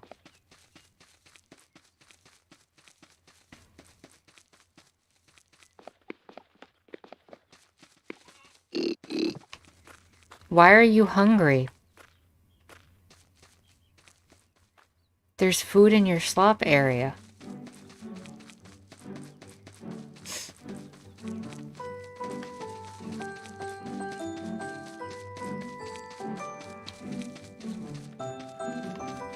Frederick Oinkles. Sheep Comrade Badalita? Oh my goodness. I like that one.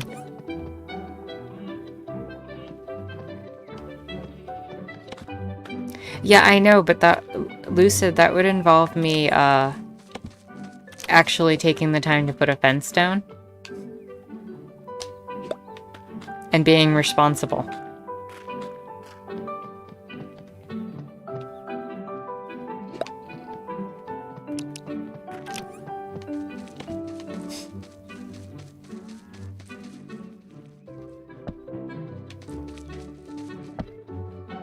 Yeah, who has time for that?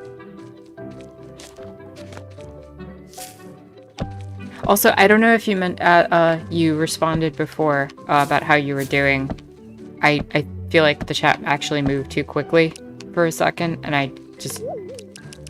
If you did say, I didn't want to miss that.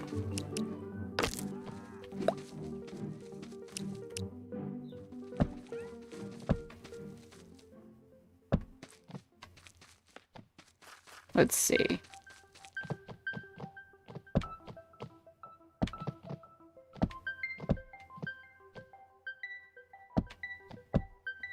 Fair enough.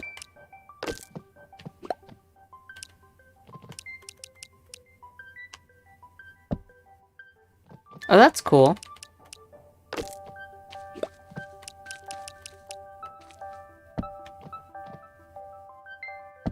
Awesome.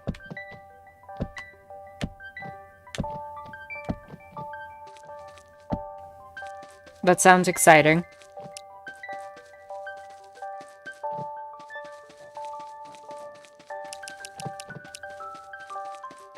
I can imagine, yeah.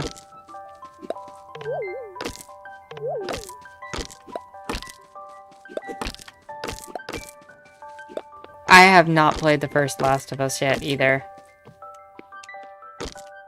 One of those games I just never got around to. Though I've heard it's pretty awesome.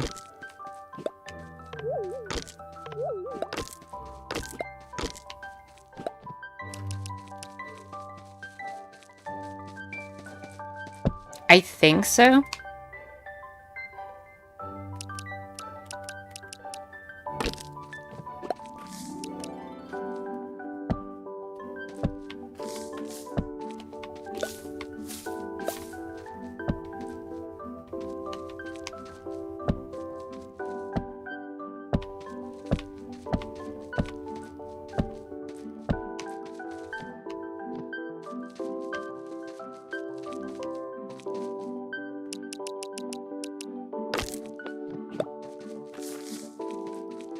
Oh, that would be really cool, yeah.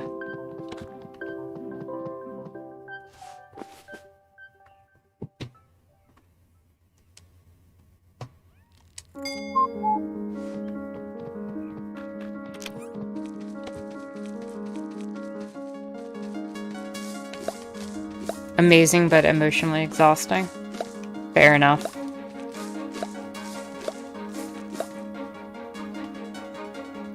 Okay, see, now we have the problem that some of the animal friends are stuck outside the fence.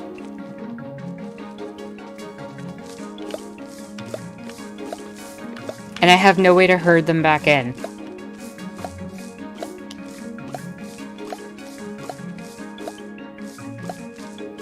I could get crates.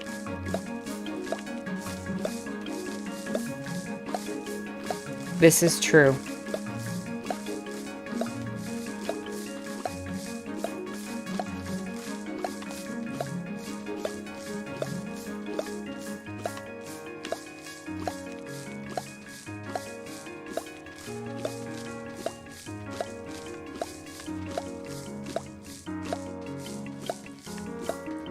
I think the idea is to keep them in so they actually eat. Because the AI in this game is, not the best.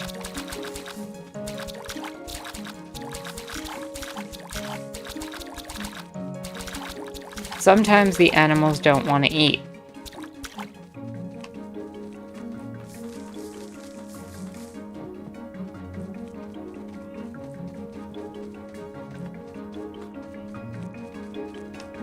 Do I have any corner posts? I don't think I do.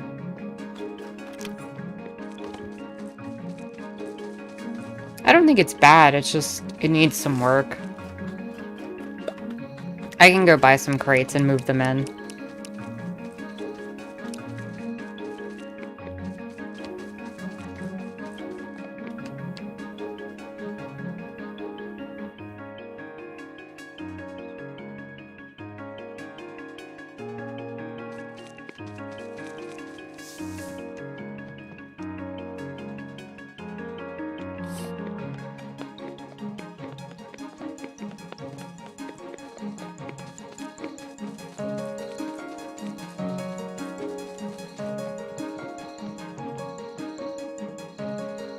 They have the corner sections of the fence here.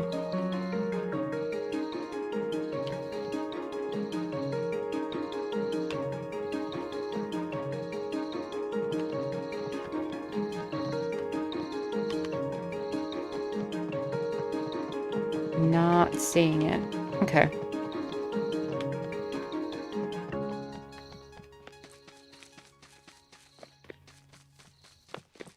Let's see if they have empty crates. There we go. All fences corner? What do you mean by that?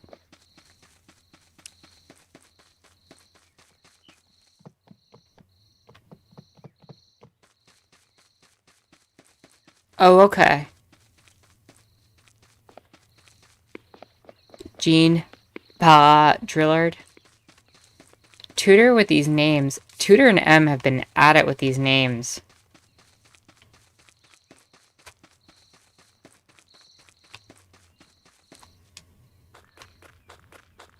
I kind of like Badalita. Poob too. Skylar, I don't think I'm going to name any of the animals Poob too.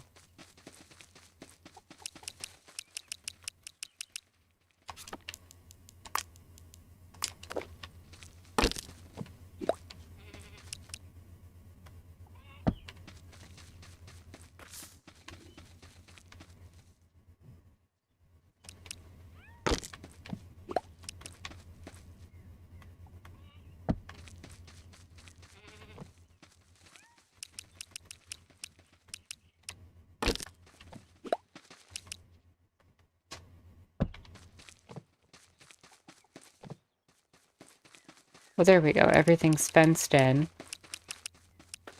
Now,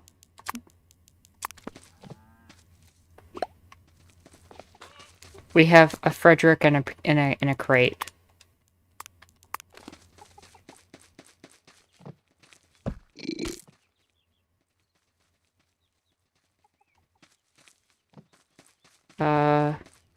beaker.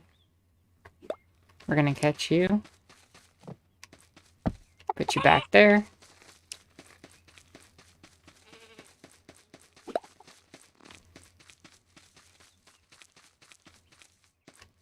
Who's missing? Probably Ida.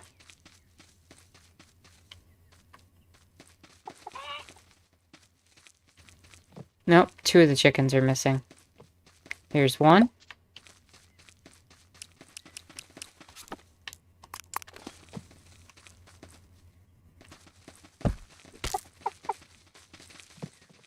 Clucker Carlson.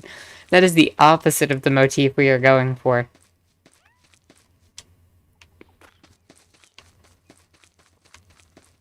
But that is amazing.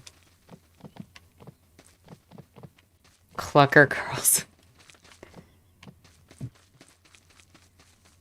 Where is Ida?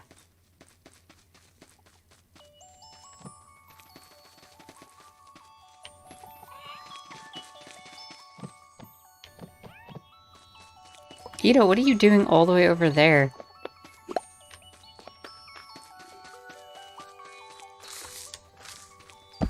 There we go. Fence. We have established boundaries. Almost got out. Almost. I feel like this is the moment where, somebody has to tell me, Clucker's in there.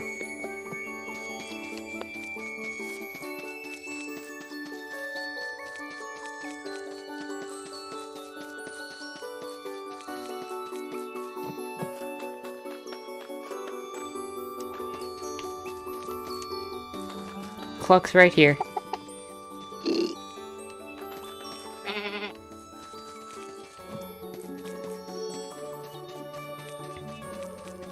That what has a higher purpose, King John?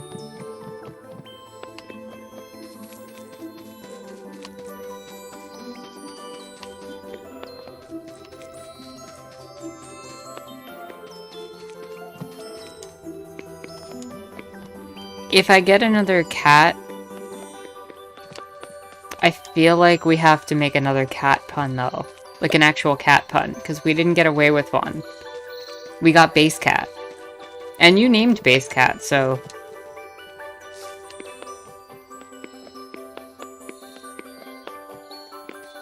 Chairman Meow is the obvious one, yeah. My friend the chicken.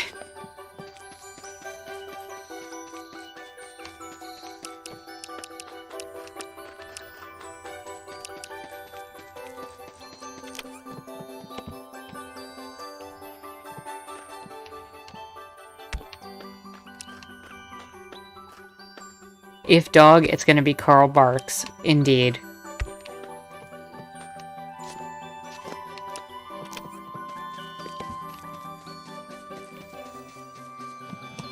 We might get a dog. Dogs aren't bad.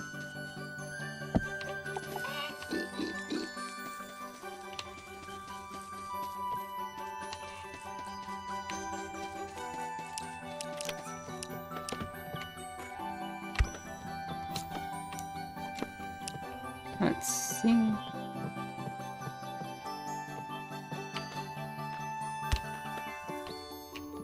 I gotta make sure on the next morning to find the postal workers so I can get the stuff for the shipping catalog.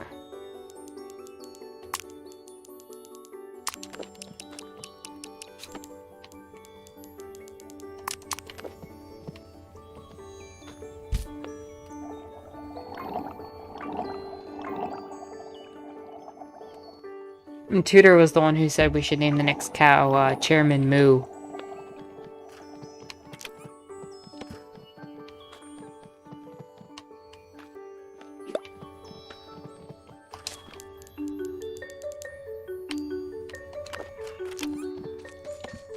Who's monkey?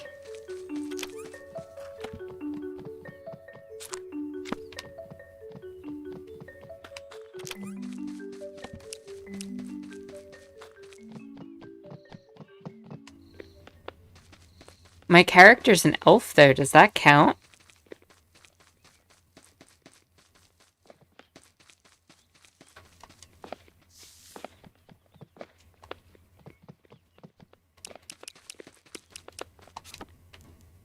Elf is snobby, big one. What are you trying to say? Are you trying to say I'm snobby?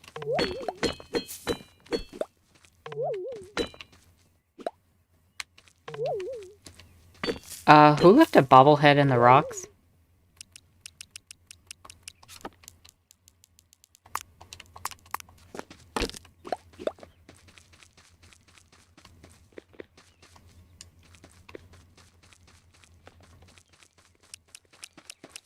Why are elves snobby?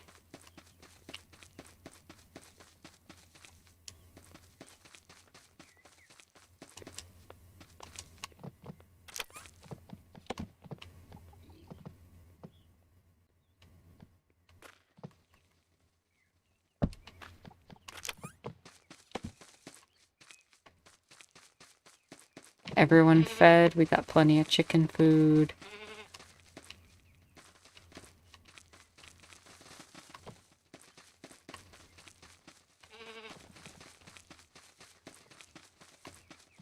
Oh, I'm waiting for this explanation.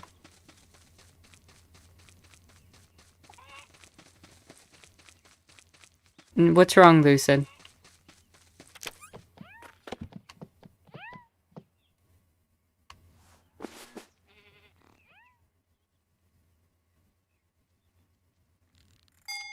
Oh, okay.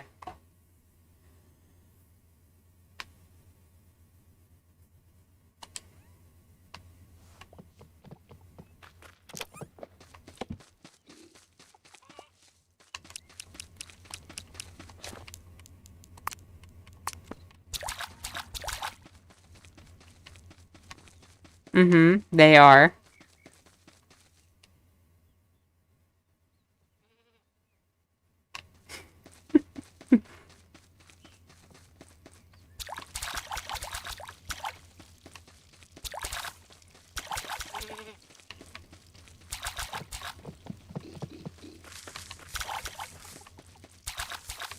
Elves are just better humans.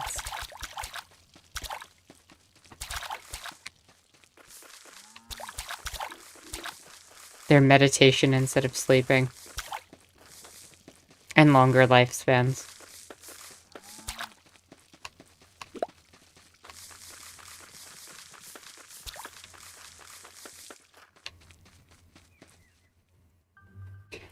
I am going to run to the bathroom 1 second.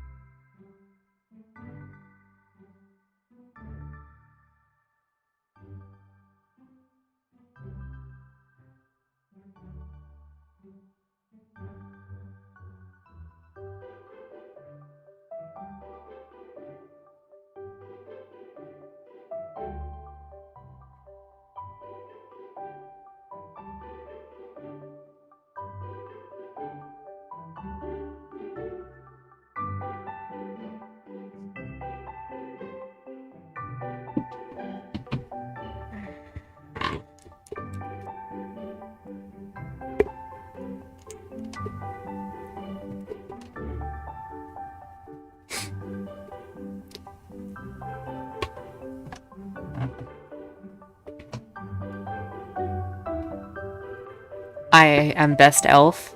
Fight you? I mean, this might be a true statement.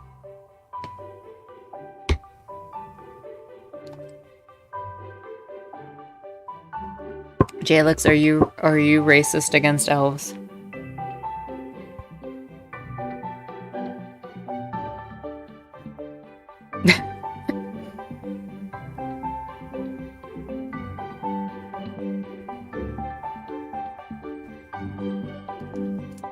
Let me see if I can do this. He's just jealous. I'm racist against elves, but without the against elves. Oh, so you're just racist. Okay. I'm glad to know that, Skylar.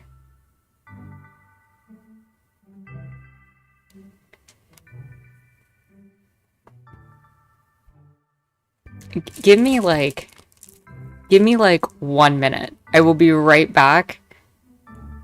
I want to see if I can get something to work. Give me 1 second.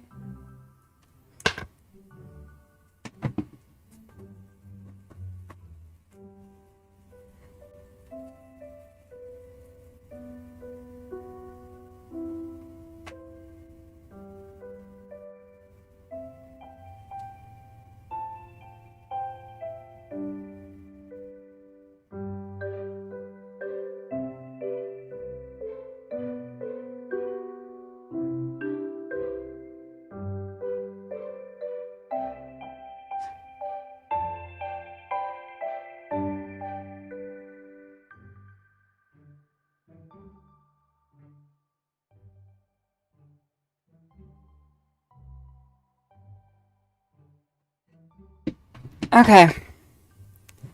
Everyone, I am Elf.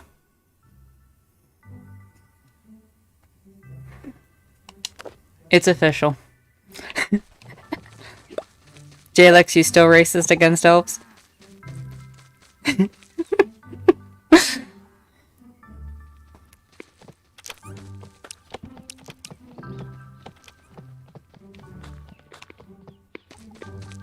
I'm just keeping it on the rest of the stream. Or until it falls off my ear.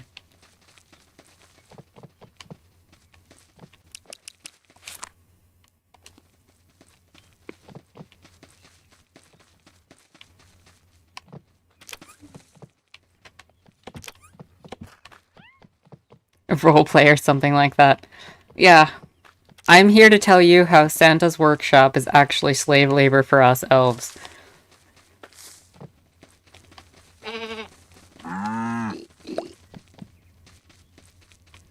Wait. Wait a second. What?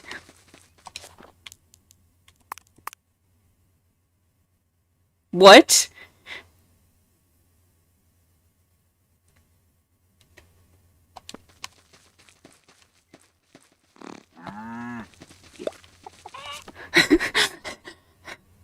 How did... How?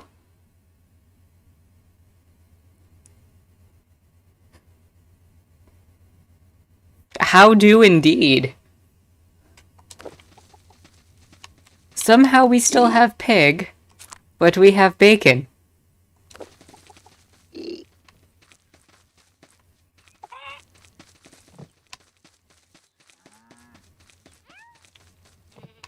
There's a whole meme about that because since the elves are small, they're actually gnomes or some other magical creature.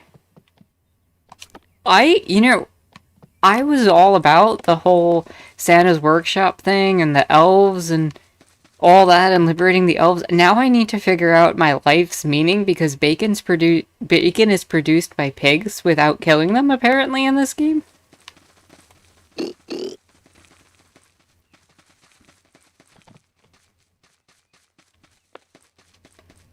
Elves are different from elves. Tolkien wrote about this.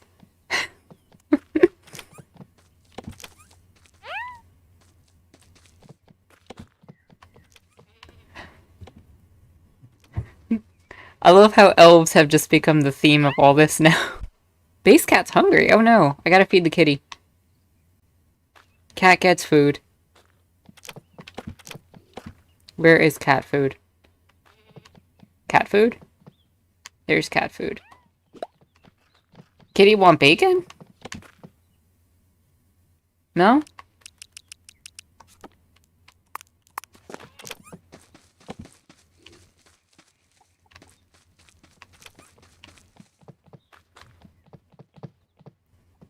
You were racist towards the wrong group? I am so confused what's going on in my chat right now. Why are we racist against anybody? Elves versus elves? What's the difference?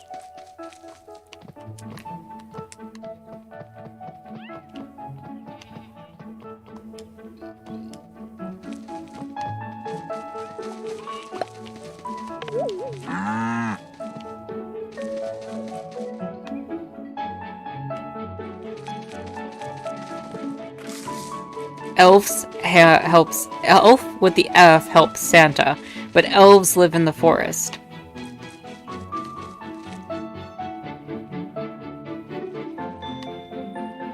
Okay, so the elves are Santa's slaves, but the elves are the big, tall, woodland, fancy peoples.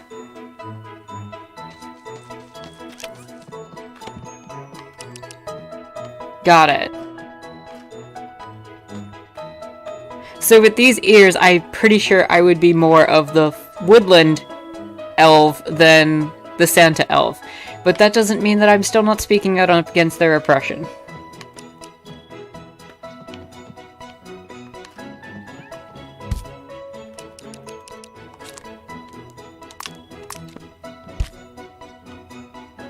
Okay, how come frying bacon and eggs doesn't make me a bacon and egg stuff or something? I didn't say elves were oppressed. I'm saying that I am defending, as one type of elf, the oppression of another type. I'm criticizing it, rather. I am saying that it is wrong. Santa is wrong to oppress those elves. I feel like this has gone in a weird direction. I'm all for it, though.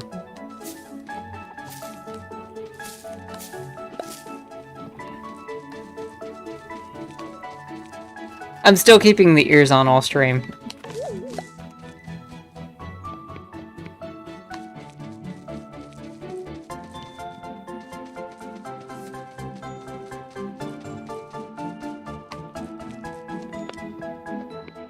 Lots of confusion and internal screaming. That has been pretty much the past 9 months. Probably longer, but at least the past 9 months.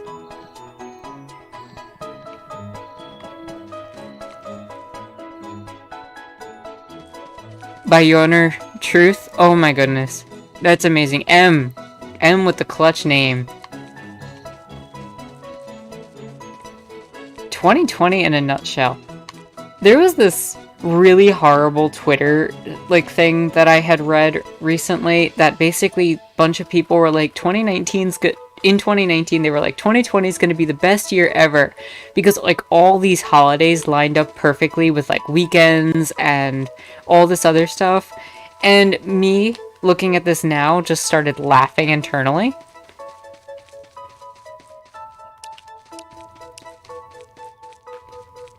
It was like Valentine's Day is on a Friday, and this other holiday's on a Saturday, and this other holiday's on a Saturday, and it all lines up perfectly. 2020 is going to be the perfect year.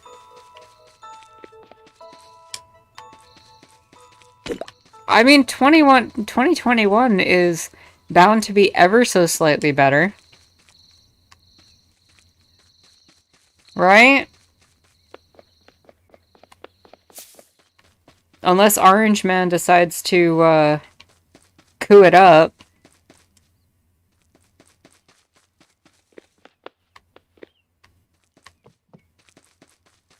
We'll get rid of a proto-fascist for a neoliberal. That's a gain. Right? If I keep convincing myself of that, I'll feel better.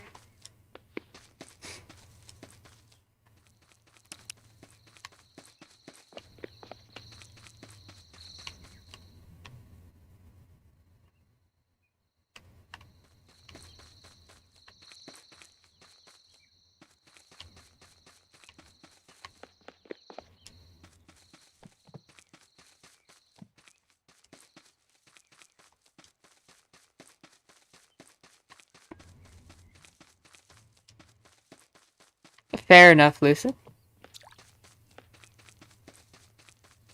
Neoliberalism is just a nice word for proto-fascism. You know, Tudor, I actually am going to ever so slightly disagree. And I'm being extremely nitpicky, because at the end of the day, you're right. And they are essentially the same. But I feel like neo-fascism is light proto-fascism, whereas whatever Trump's policy was full-blown proto-fascism. It's gonna lead into the other one eventually. But At the very least, I feel like the Biden administration is going to pay a little bit more lip service to things being a little bit better, and definitely give the leftists 4 more years to dig ourselves out of some of the doomsday.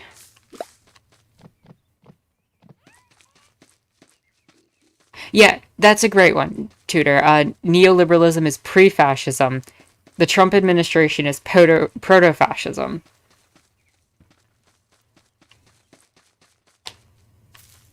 I'd be totally fine with that. I just am, at least on the one area, hopeful that the Biden administration continues where it's been heading in terms of climate. Because, like, I covered this in a video, but I think it's worth mentioning again. Putting Deb Haaland as the Secretary of the Interior is one of the most amazing acts that a president has done in a really long time. Having a Native American person in charge of the Department of the Interior, just absolutely amazing compared to a lot of the other stuff that we've seen over the past 150 years in Native American relations.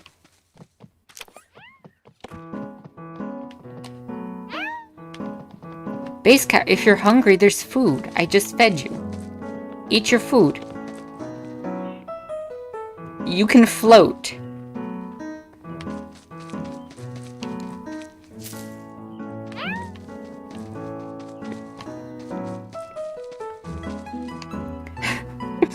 Base Cat can fly, can defy physics, can't make it through fence.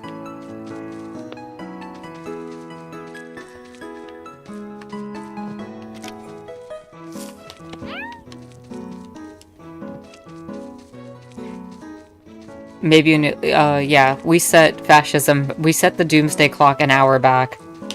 We're at daylight savings dooms time.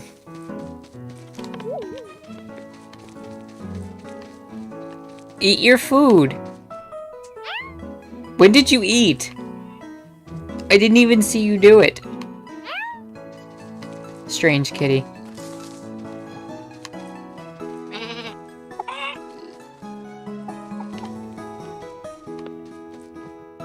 So I need to go to bed in the game, and I need to wake up and talk to the post office person first thing. I'm gonna do that quick. You might be able to catch the whole stream because of daylight savings? Cool.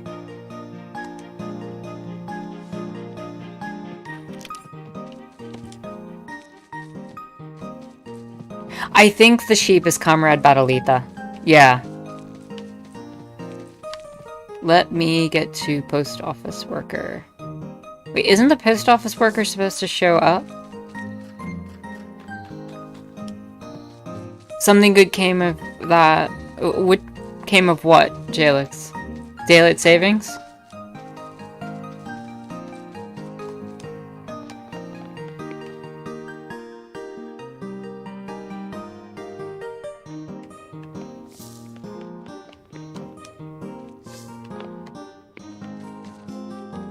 You have to meet the murmurs? Oh.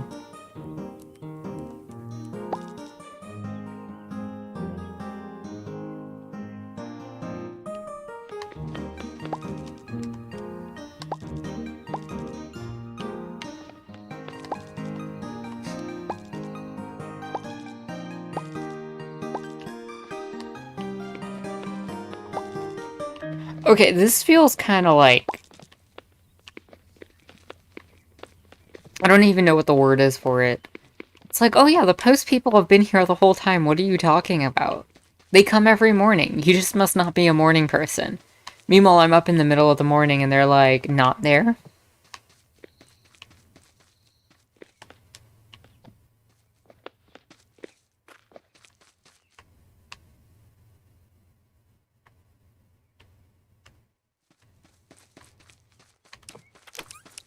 I should set out and get some more wood anyway. That'd be a good way to spend this day.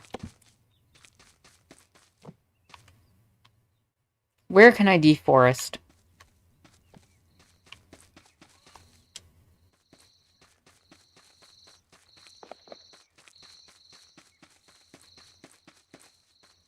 I don't know. Probably need more wood for something. I'm almost out of lumber. Like, I don't want to cut that tree down. That tree's awesome.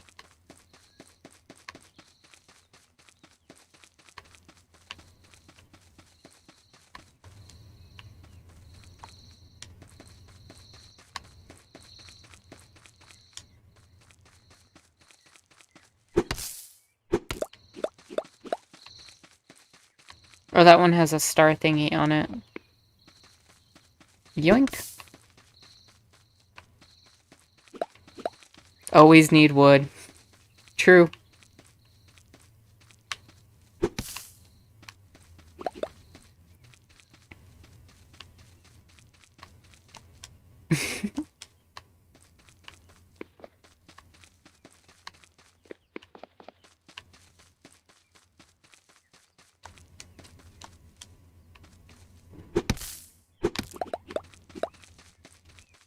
Never mind the murmurs of the shop owners in the town.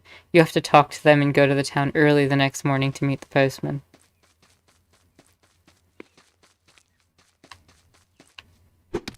He devoured the souls.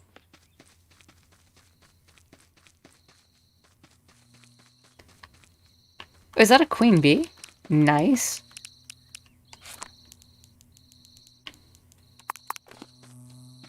Mine. We're gonna get more honey.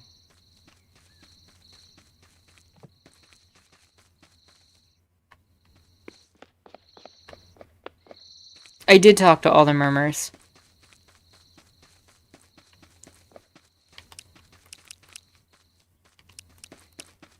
Literal queen bee, though. No, but the murmurs are like... Oh yeah, the postal people have been here the whole time. What are you talking about?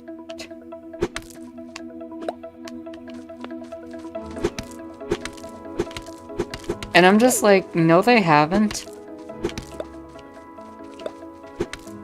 I feel like lied to.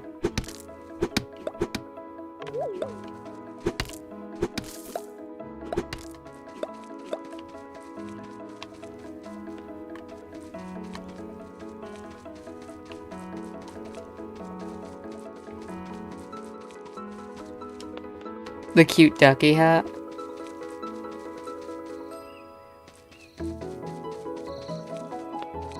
What is this a reference to?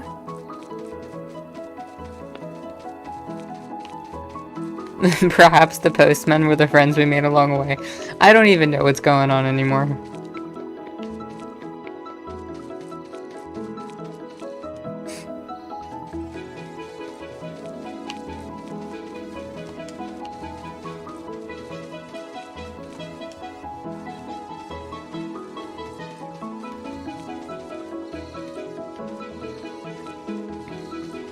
Thank you, Tutor. I think I can do it now because I just spoke to the murmurs.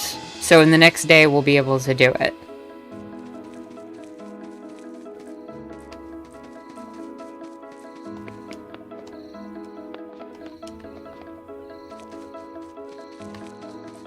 I'm trying to find some trees with that star thing on them. So at least if we're cutting down trees, we're cutting the ones that are going to give us the extra thing.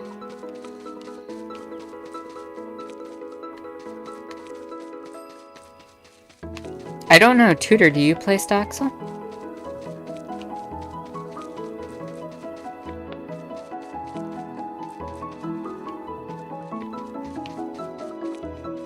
Well, thank you for checking the wiki for me. You are Aldwin. What is that a reference to?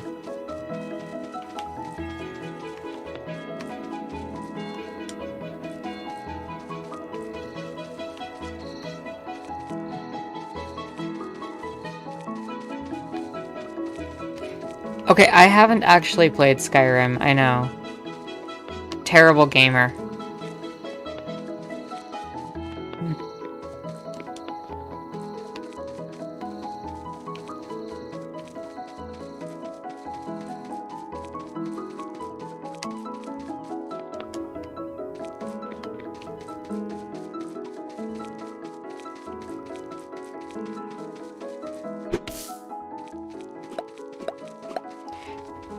Okay, mine.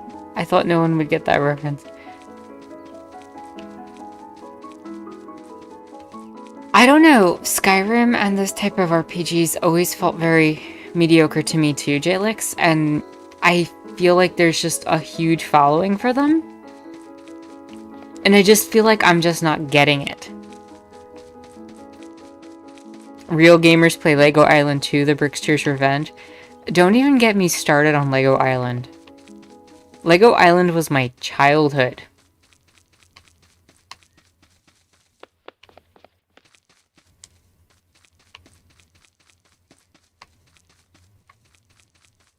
Like that came up in the Discord once, the first Lego Island, and I was on that for like an hour. Looking up old clips from the first Lego Island game.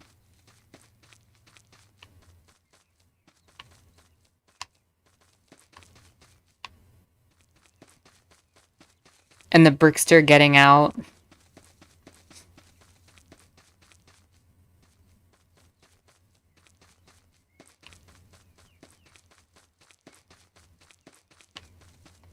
I haven't really gotten into a lot of Bethesda stuff.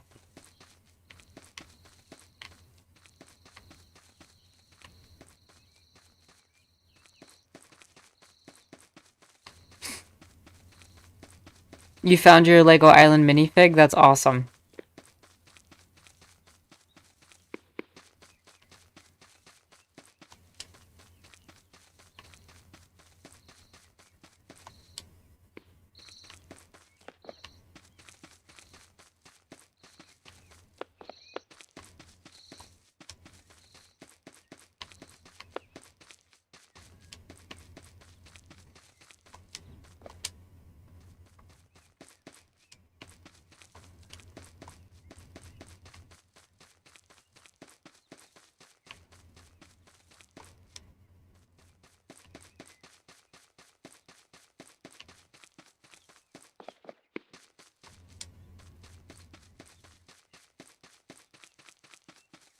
Liberty Prime. I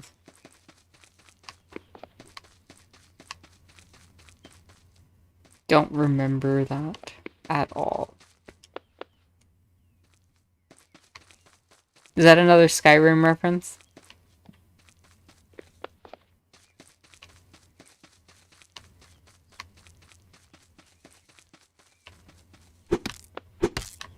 Oh, okay.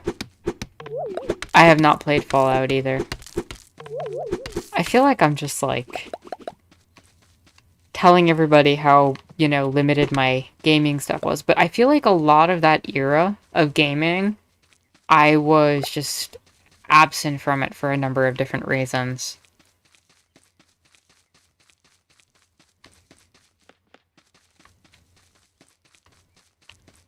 Like, I'm pretty much missed the whole, what is it, the PS3 era, whichever generation that would be. Like, I missed that whole era.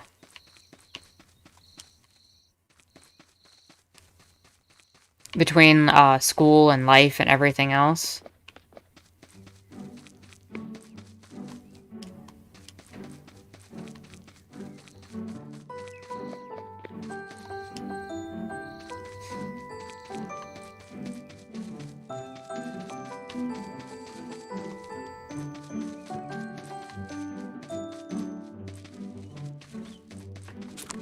Just want to check something in chat.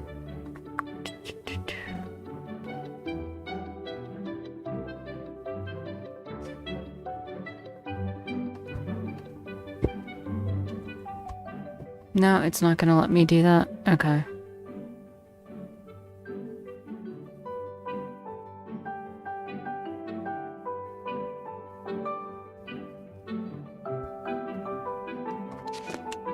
Fair enough.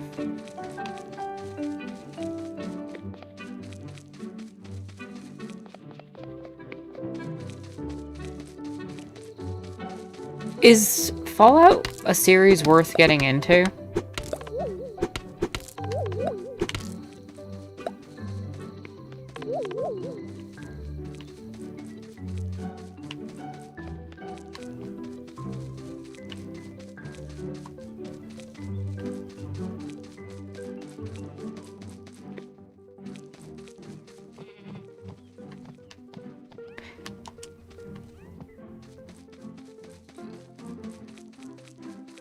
I have Lucid saying yes, Jalix saying no. We have dissenting opinions. Comrade H-Bomb blessed us with 2 videos this month. The Fallout New Vegas one is great. The new games would look like they have old graphics. Just don't play the Bethesda ones.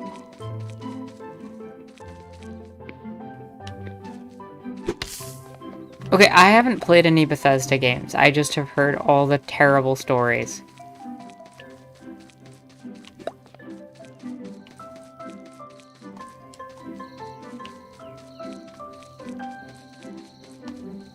Why play New Vegas?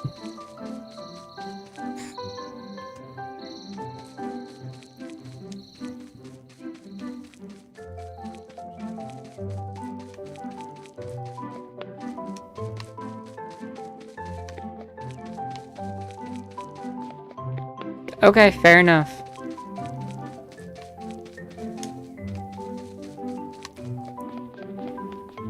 Watch H-Bomber Guy's video? Okay, that I'll have to check out.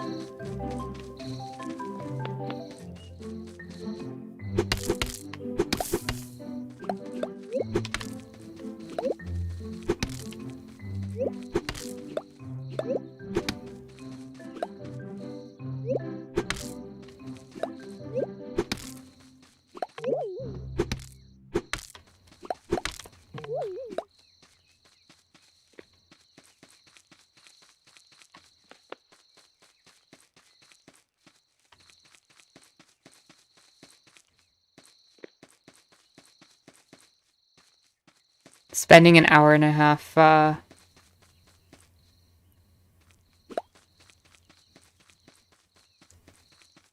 telling you why you should play the game.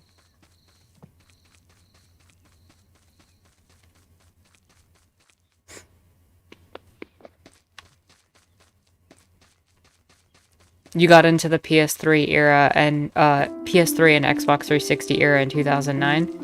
Yeah, like, I never got into that, and I feel like I've been playing catch-up ever since. Because I'd say between 2009 and 2000, I want to say, like, 14 or 15, I was really pushed away from gaming for a lot of different reasons. I was during the first few years, it was college and activism and trying to make sure that I was actually able to like focus on my grades and stuff and try to do good. And then after that, it was just dealing with a lot of personal stuff where I just didn't have the space to have any sort of consoles or anything.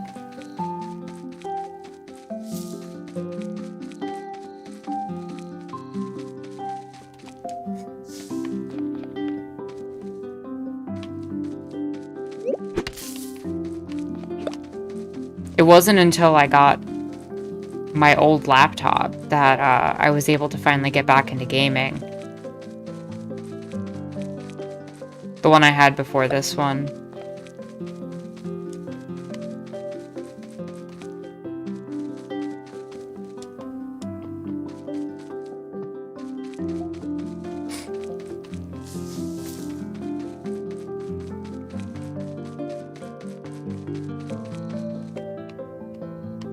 And by the time I got back into gaming, it had just become apparent that most of the games from the Xbox 360 era and the PS3 era that were worthwhile had come to PC and come to Steam by that point. The only one I regret is not getting a chance to play the rest of Metal Gear Solid 4. Because that has not been ported to anything, and I don't understand why.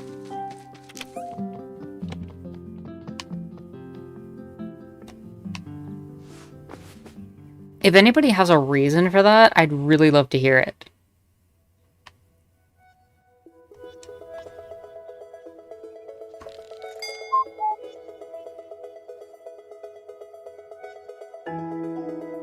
Lucid, that really sucks about the desktop, honestly. But I mean, the PS4 still has a good collection.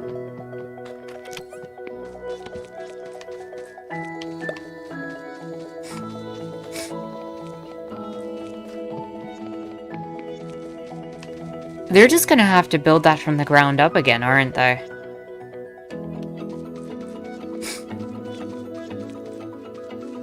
Oh no, that's horrible. What are you talking, like one of the RTX cards or whatever?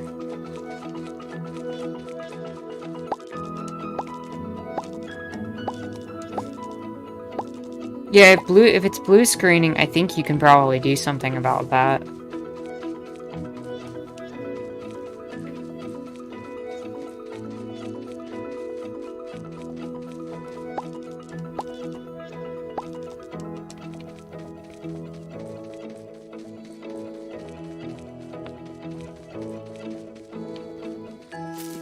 Yeah, Jalix has a point. You could probably try to reinstall Windows.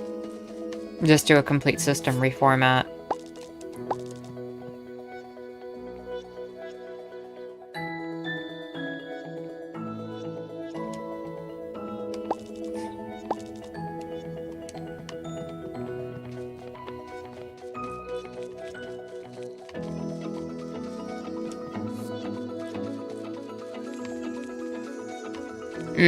That makes sense. Well, we got one postal worker.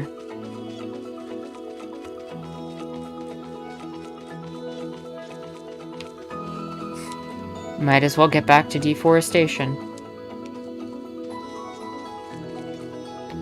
I did not miss Gamergate. I was on YouTube at that time.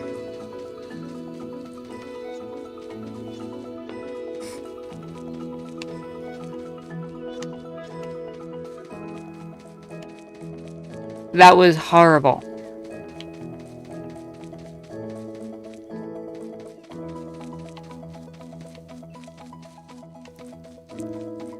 I think that's when I was starting to really, like, I think Gamergate happened around the time I was first getting back into video games. And it just made YouTube feel like this really, really, like, uncomfortable space.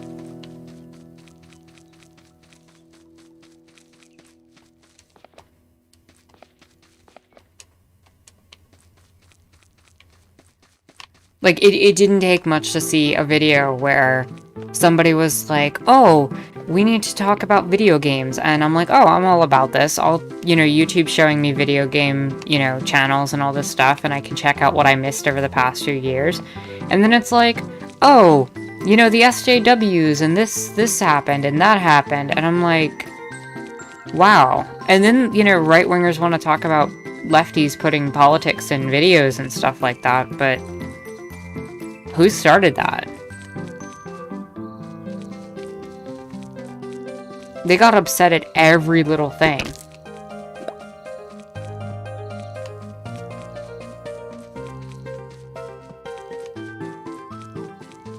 I don't know, I just feel like a lot of those videos from that time period were really just uncomfortable and kind of cringy.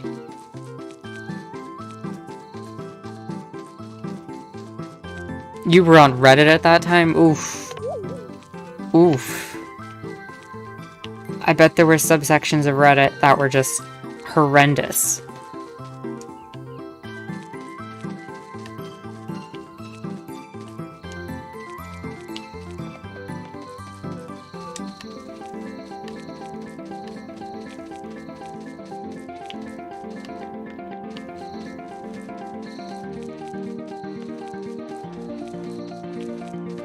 Honestly, a lot of the online right started, like, it was already seeded before Gamergate, but I feel like the pipeline that formed on YouTube that sent a lot of people to the right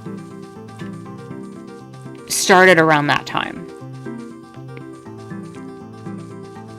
Jalix has a confession to make. You are indeed racist against elves. It's okay. We forgive you.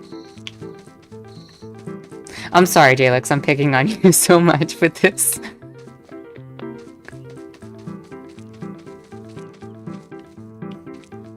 You were anti-SJW at Gamergate time.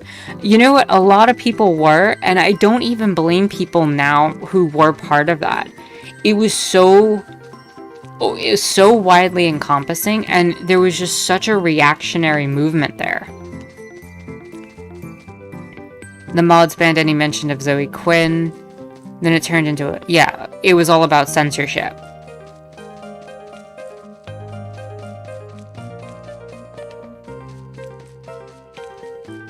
King John, that's pretty awesome that Gamergate is what got you into the leftist space.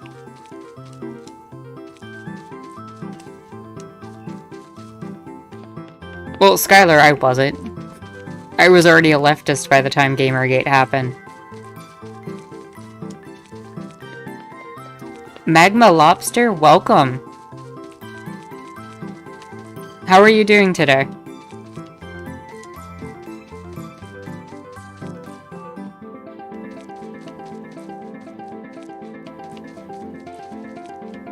Yeah, most of Gamergate was certainly toxic.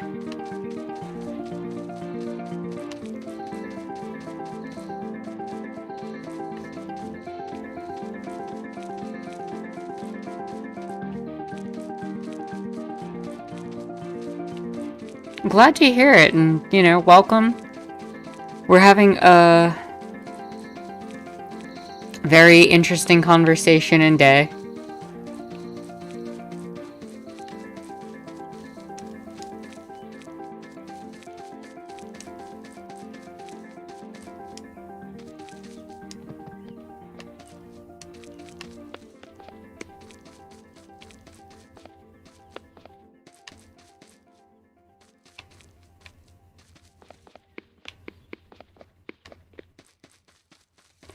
Oh my goodness, the MRA movement.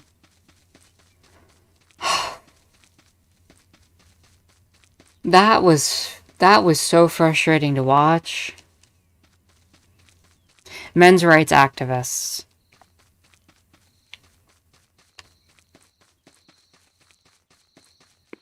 It's like you had a bunch of men who came out and were like discussing a lot of the issues that feminism was already talking about. And just being like, well, feminism's not, you know, properly egalitarian enough. Because it says feminine in it. I'm for egalitarianism. That's why I'm a men's rights activist. And it's like...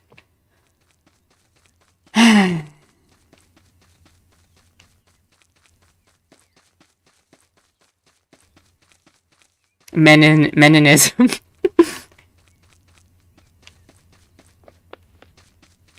King John, that's absolutely correct.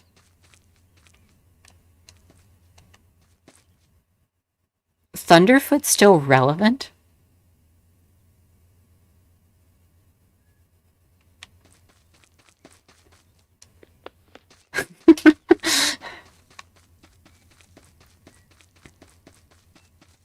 Thunderfoot was someone who just was obsessed with Anita Sarkeesian for a while. The stuff that Anita Sarkeesian went through was horrendous.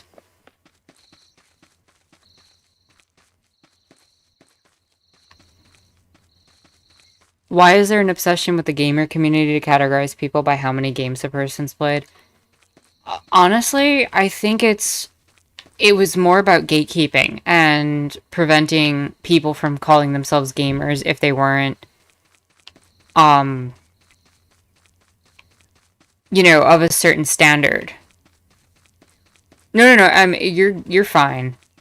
I think a lot of it comes down to, especially men wanting to be able to control women in the space by constantly challenging them and determining whether or not they were real gamers by trying to say, well, did you play this game? Did you play this game?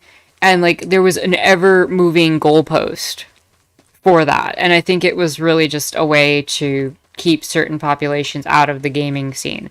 Or to say that, like, mobile gaming didn't count as real gaming. And you had to have been part of the first generation of consoles. If you didn't know Mario vs. Sonic, you weren't a real gamer. If you didn't know you know, Mario on the NES, you weren't a real gamer. And even if you know that game, that's not enough. You had to play the whole collection of Mega Man games, and then all this other stuff. Like, it was just a bunch of gatekeeping nonsense.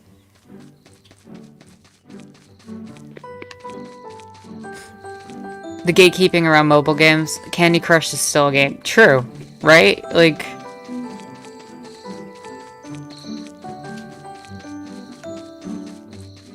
the rage around tropes versus women was yes. Oh my goodness.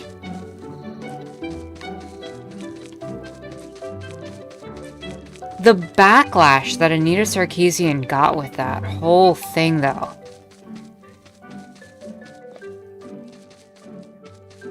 More adult moms play games than teen boys. That's true, but you know, it's not on the Xbox, so it doesn't count. It's not your Halo. If Master Chief isn't in it, it's not a real game.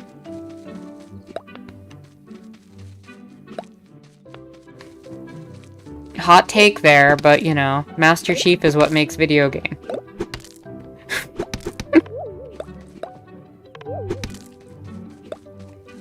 Oh, I don't think she deserved any of it. So, with Anita Sarkeesian, you basically had, this situation where Anita tried to put out a video series about, like, tropes in... Oh, an abandoned house. Sorry, totally got distracted. I'm gonna steal all this house. Is there a basement? Can I go under the house? Can you even call it a video game if there's no shooting? True. I mean, if you're not, you know, shooting things, what's the point? No, but Anita Sarkeesian basically made a series about women in video games and how they're typically depicted, and had like a bunch of stuff talking about how like Princess Peach is always damsel in distress, and how you had like the Miss Male trope of like Pac-Man and Miss Pac-Man, and how like the way they gendered characters was by putting a bow on the women characters, but the men characters would just be default shapes or default functions. And like, you had grown men sounding like they were like little 4-year-olds crying because the girls had cooties, but then like taking it to like 11 and just sending threats to her and being like she's ruining gaming and she's not a real gamer and she doesn't understand our culture and she's just trying to destroy the men's space. And it's like, whoa.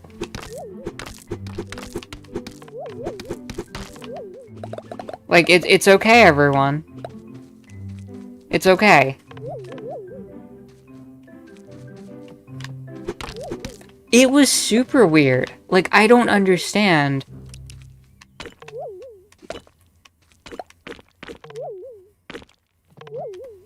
And what's funny to me is when I would go to spaces with people playing video games, 4-year-olds crying with fascism mixed in. That's true, Jalix. When I would go to, like, video game spaces that would exist, like, on my college campus, the number one complaint I heard is, how come there's, like, no women here? Well, let me tell you about that.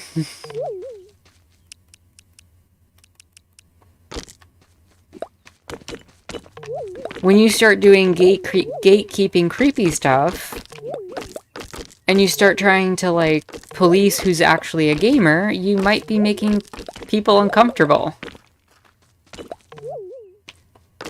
Maybe when every single depiction of a woman in gaming is of a certain, like, form that kind of doesn't appeal to any sort of empowerment for women, maybe that's not really going to appeal to women in certain ways.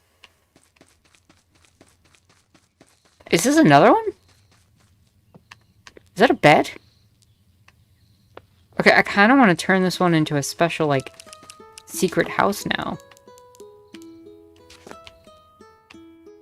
How would I even mark this, though? I don't have any torches.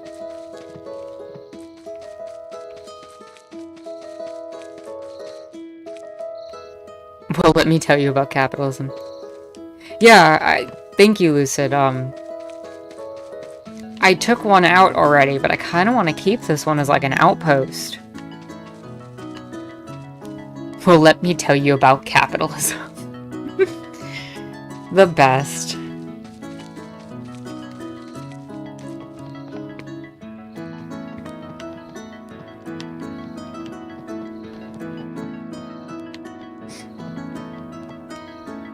I just gotta say, you all make these Sunday streams a lot of fun.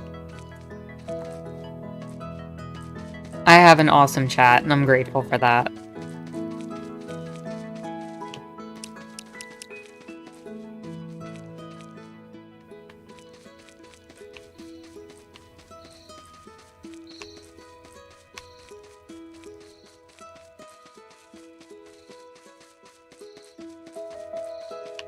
The slamming of the teacup was funny and epic. Yes, indeed.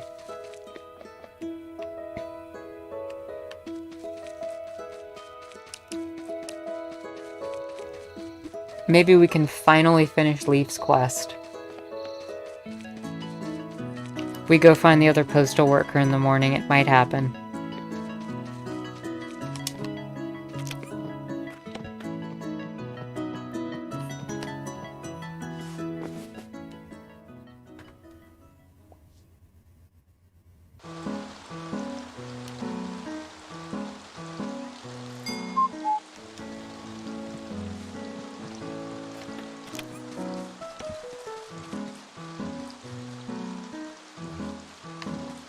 Oh, apparently all my crops died.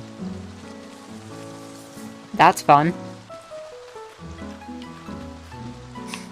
Well, they were all gonna die in like 4 days anyway.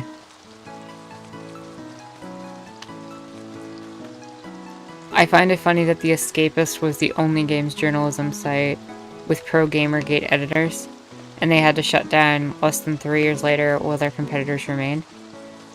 I don't even think I ever saw The Escapist. I must have missed that completely. What was that?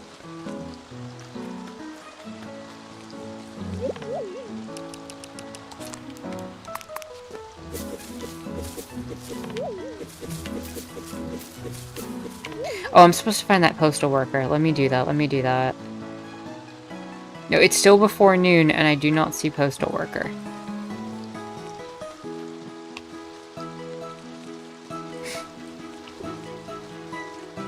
It was a lot of bias garbage. Yeah.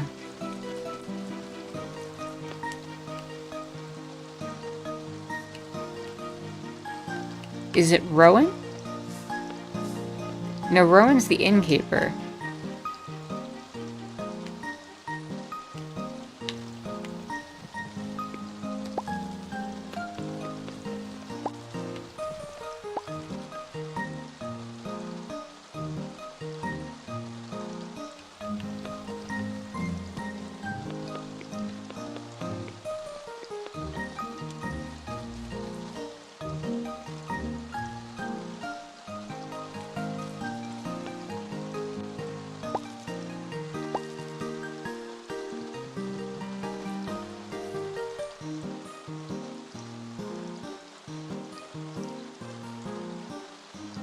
Did the second postal worker not show up today?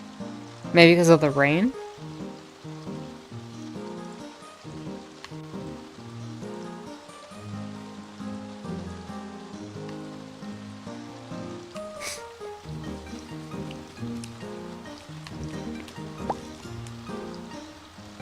What? Okay, someone new wants to move in. One thing I knew is that, yeah, Online Right did was they presented race realism into the discourse on YouTube when the atheist community was on YouTube. That is very true.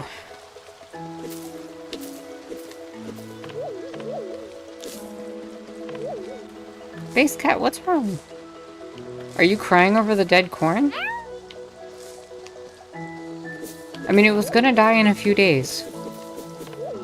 It's gonna be winter. Corn's not gonna survive through the winter. I just found bacon on the ground.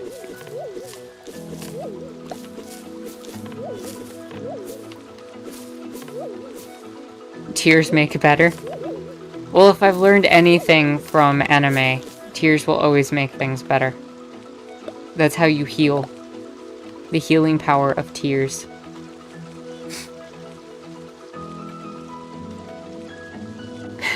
Rest in peace, corn, 826.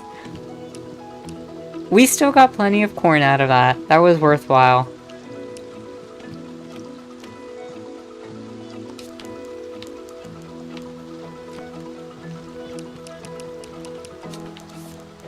I have to put all these blocks somewhere.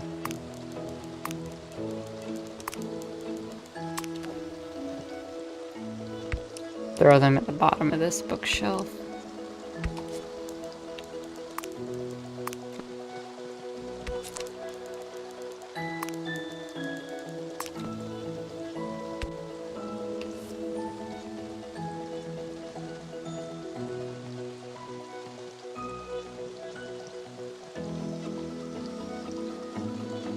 What is Murray Rothbard? I don't even know what that is. Look, I don't think I ventured nearly as deep as a lot of other people did.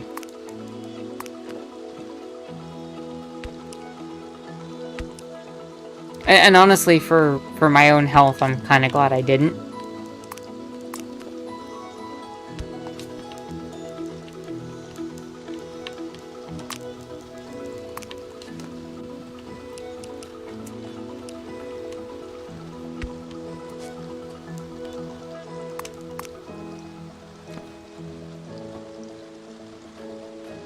The father of anarcho-cat. Oh, jeez.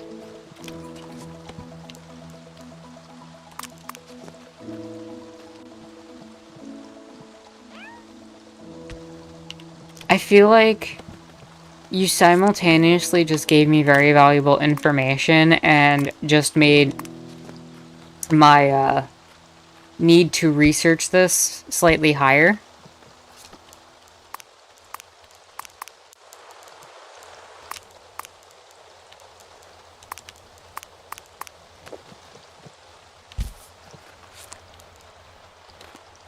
Hey, base cat.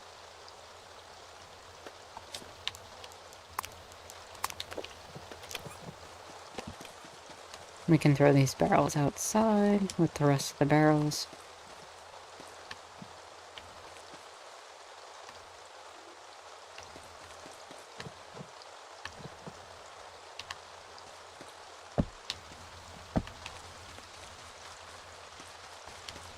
I'm assuming nothing good comes of reading any of that.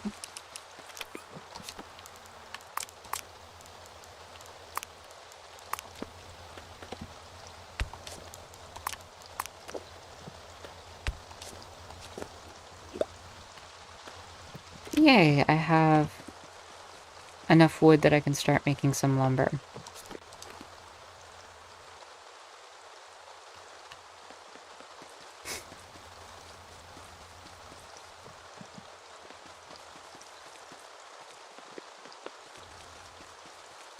Oh boy.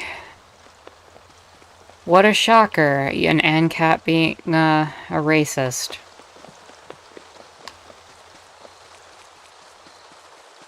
The principle of selling babies on the free market. You know, I wish I thought you were joking.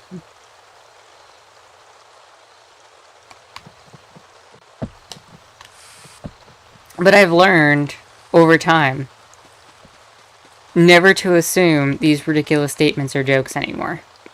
Because they're not.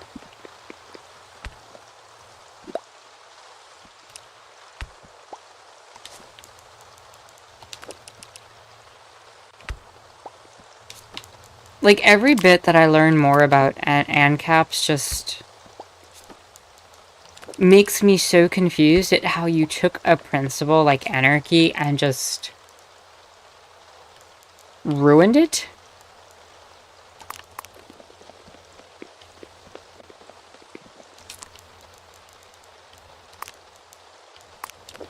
I mean, I get the principle behind what they say, but it doesn't make any sense.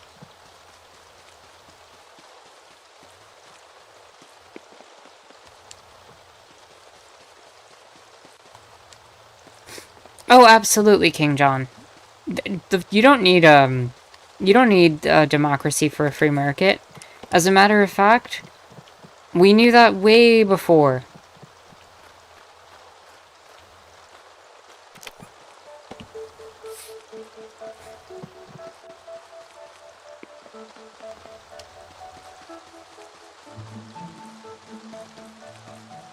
We learned that some of the worst jokes can become real.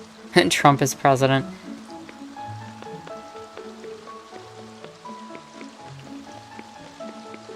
You know, him being president has been a journey. The libertarian U.S. economist wrote the book Ethics of Liberty that parents should have the right to sell the rights to their children in a voluntary contract.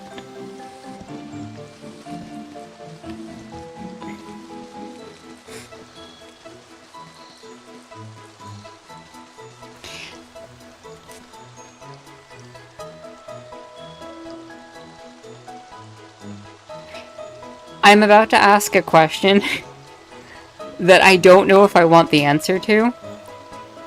But when does the child develop the right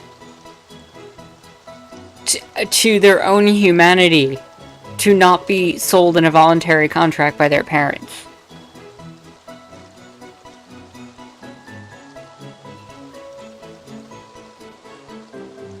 Do they take the time to think any of that through? Skylar says never. At what point does that position shift? Is there a cap on how many times the child can change hands? I feel like we're getting into some weird territory in terms of conversation, but I genuinely want to know this because I want to understand the level of, like, disconnect from human experience and reality that one needs to be in to have that particular mindset.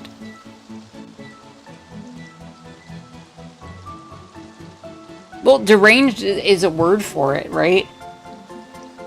And I mean, there were already people in history who already saw this as a viable institution anyway. The parent should not have a legal obligation to feed, clothe, or educate his children, such as the obligation would entail positive acts coerced upon the parent and depriving the parent of his right.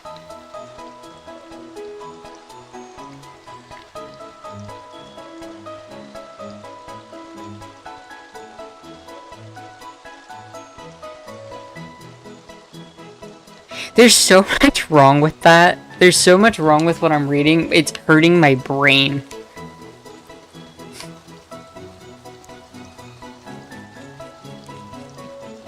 You didn't ask to be alive, Magma?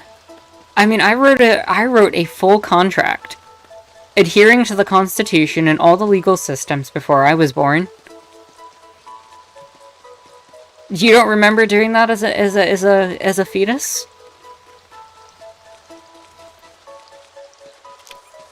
Since the purely free society will have a flourishing free market in children, the existence of a free baby market will bring much neglect down to a minimum.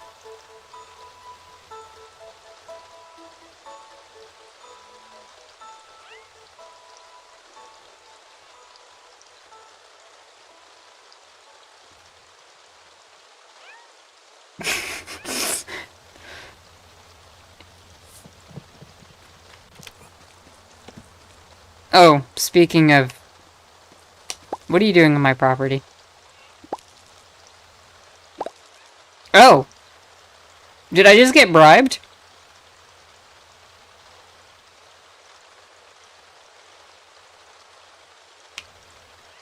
Did I just get bribed?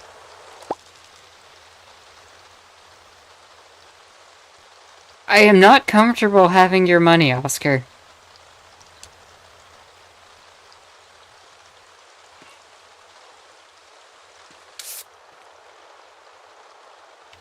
Did you just shovel dirt on my feet and then walk away? What is your deal? Rothbard said race IQ and the bell curve has proven The time failure. Oh, jeez.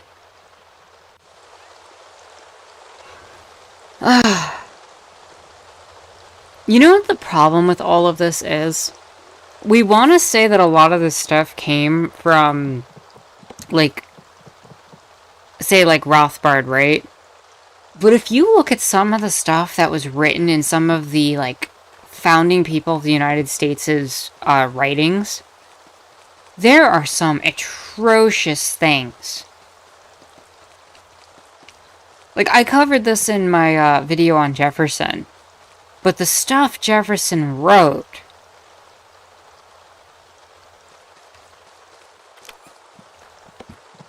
about race, about money, about women, like, I don't understand how...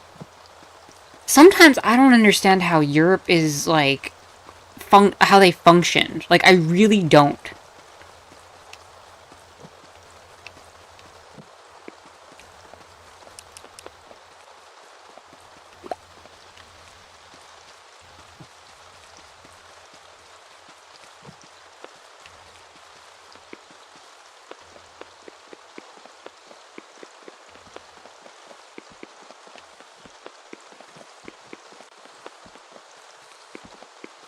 Like, I know Europe is, like, so functional today, mostly because of colonialism and everything it's stolen from the rest of the world. But when you go back into, like, the 15th century and 16th century, I don't understand how Europe functioned with some of the policies they had. Some of the philosophical ideas that came about.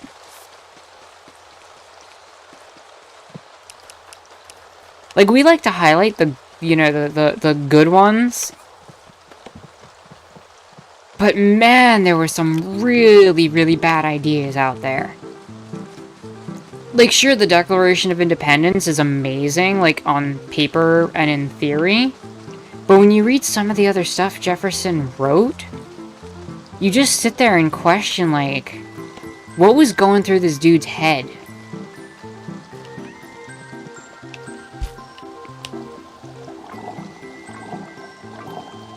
Like, there's a rich history of Eurocentrism, racism, and I feel like a lot of the people who follow this ANCAP tradition found a very, very comfortable position in a lot of the founders' documents.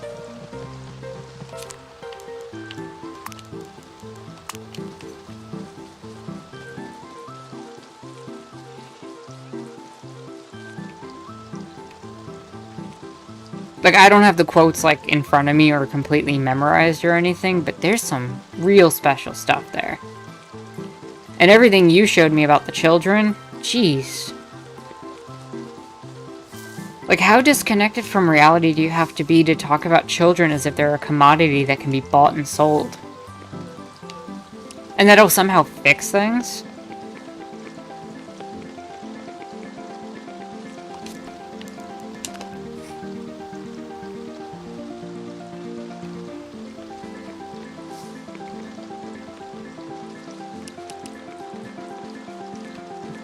I feel like I completely lost my focus in Staxel with that whole exchange.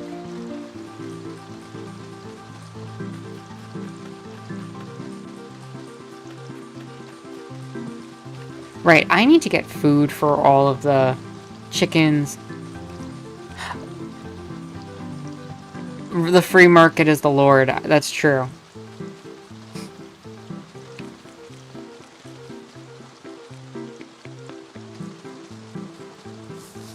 The free market just feels like a cult. Honestly.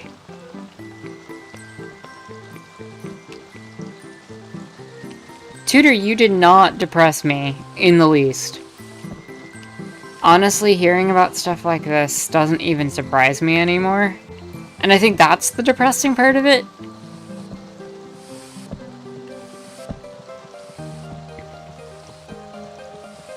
But you did not actively do anything to, like, depress me at the very least. I can't speak for the rest of chat, clearly.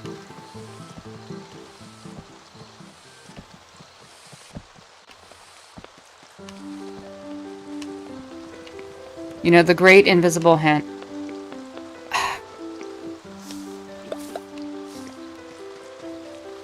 I wonder if Adam Smith knew what he was creating when he wrote the books that he wrote.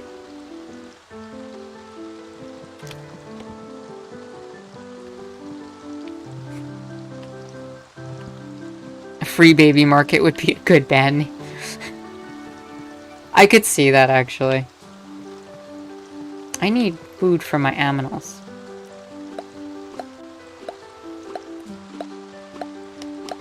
We need comrade food.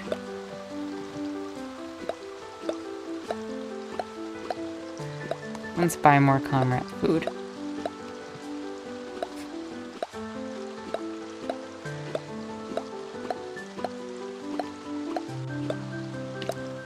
That's true, Em. Tutors bringing in info. You know, that's the thing also. The more you learn about this stuff, it's also empowering. You can stand up against it more.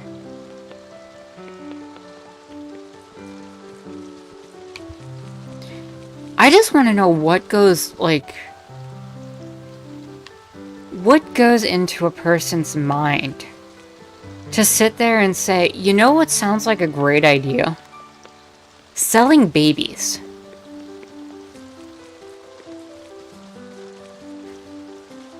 Like, how do you get to that leap in perspective?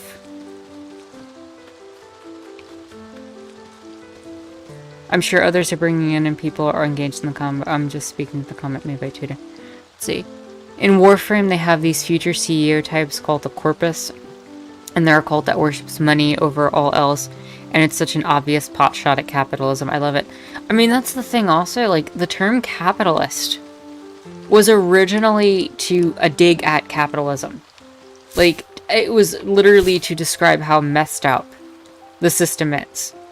And the funny part is the board game Monopoly was actually created to show how messed up and how antagonistic and boring the whole institution of capitalism is.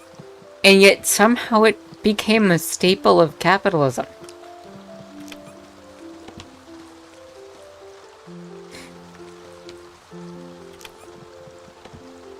The egalitarian project, like, bro, have a decent society, maybe just folks created an ideology, just sociopathic behavior. Yeah, I don't know.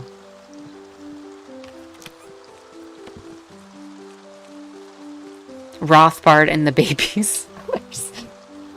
Alright, next band we all make. We're gonna have a server band. It's gonna be called Rothbard and the Baby Sellers.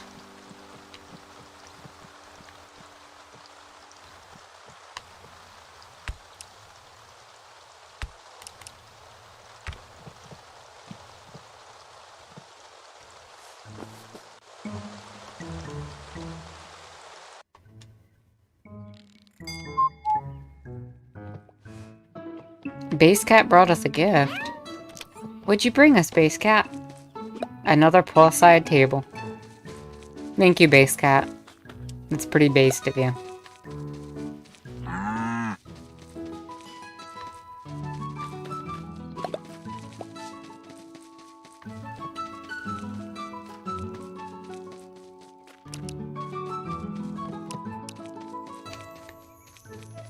Wait. Can I do this? Is that something you intend to gift me? Yes.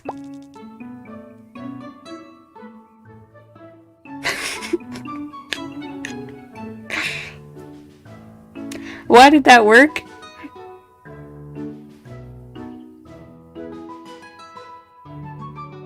Somebody please explain to me how I gave him poop and it worked?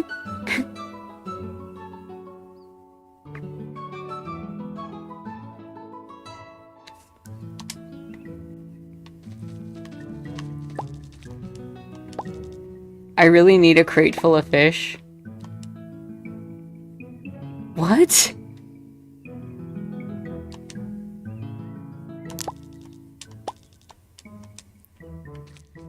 How? What is even this stream?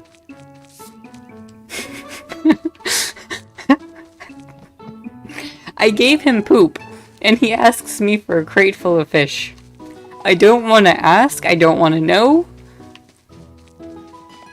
That is between him and his life.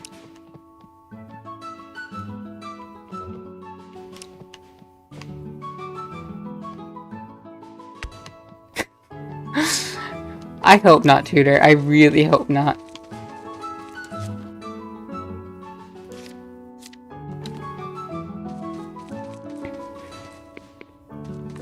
Where does one even get a crate full of fish?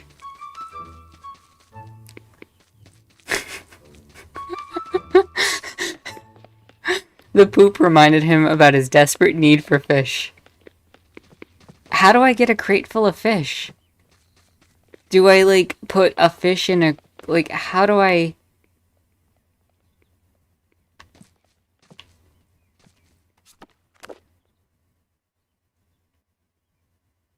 Also, there's the other post worker.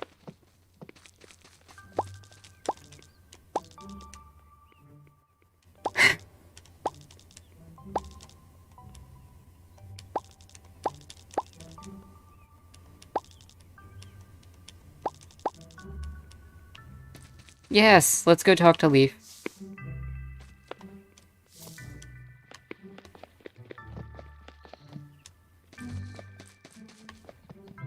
I mean, you can technically use fish for fertilizer too, right?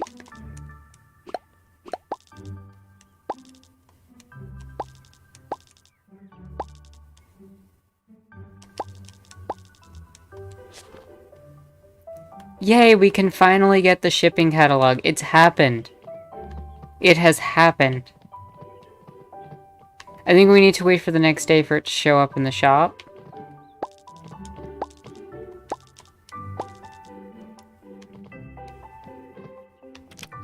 But we've finally made it. Also, I should probably buy another apiary for the queen bee I have.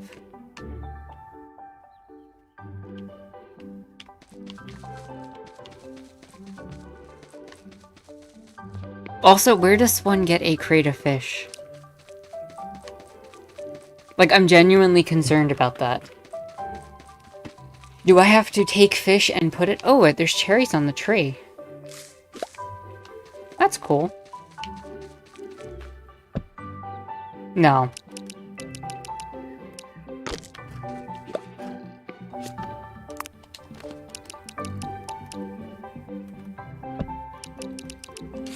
And we can put the queen bee in the hive.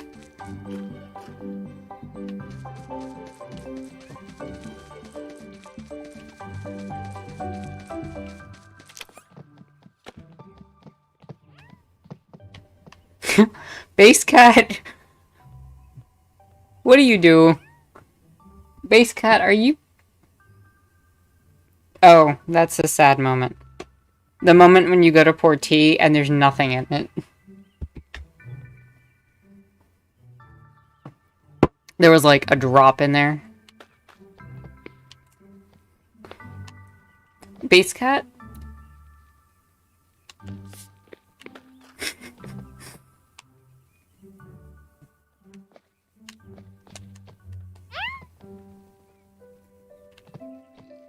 This is some next level stuff.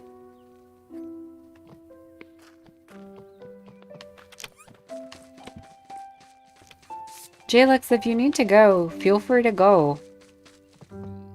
Oh, okay, Base Cat. Base Cat does that sometimes, Tutor. Jalix, please have a great night. I will hopefully talk to you tomorrow on the Discord.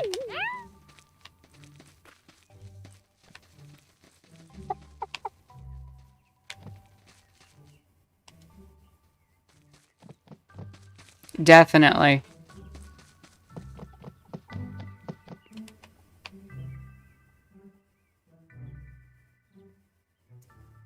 At least we got to finish Leif's quest today. And we also learned about how ANCAPs are horrible human beings.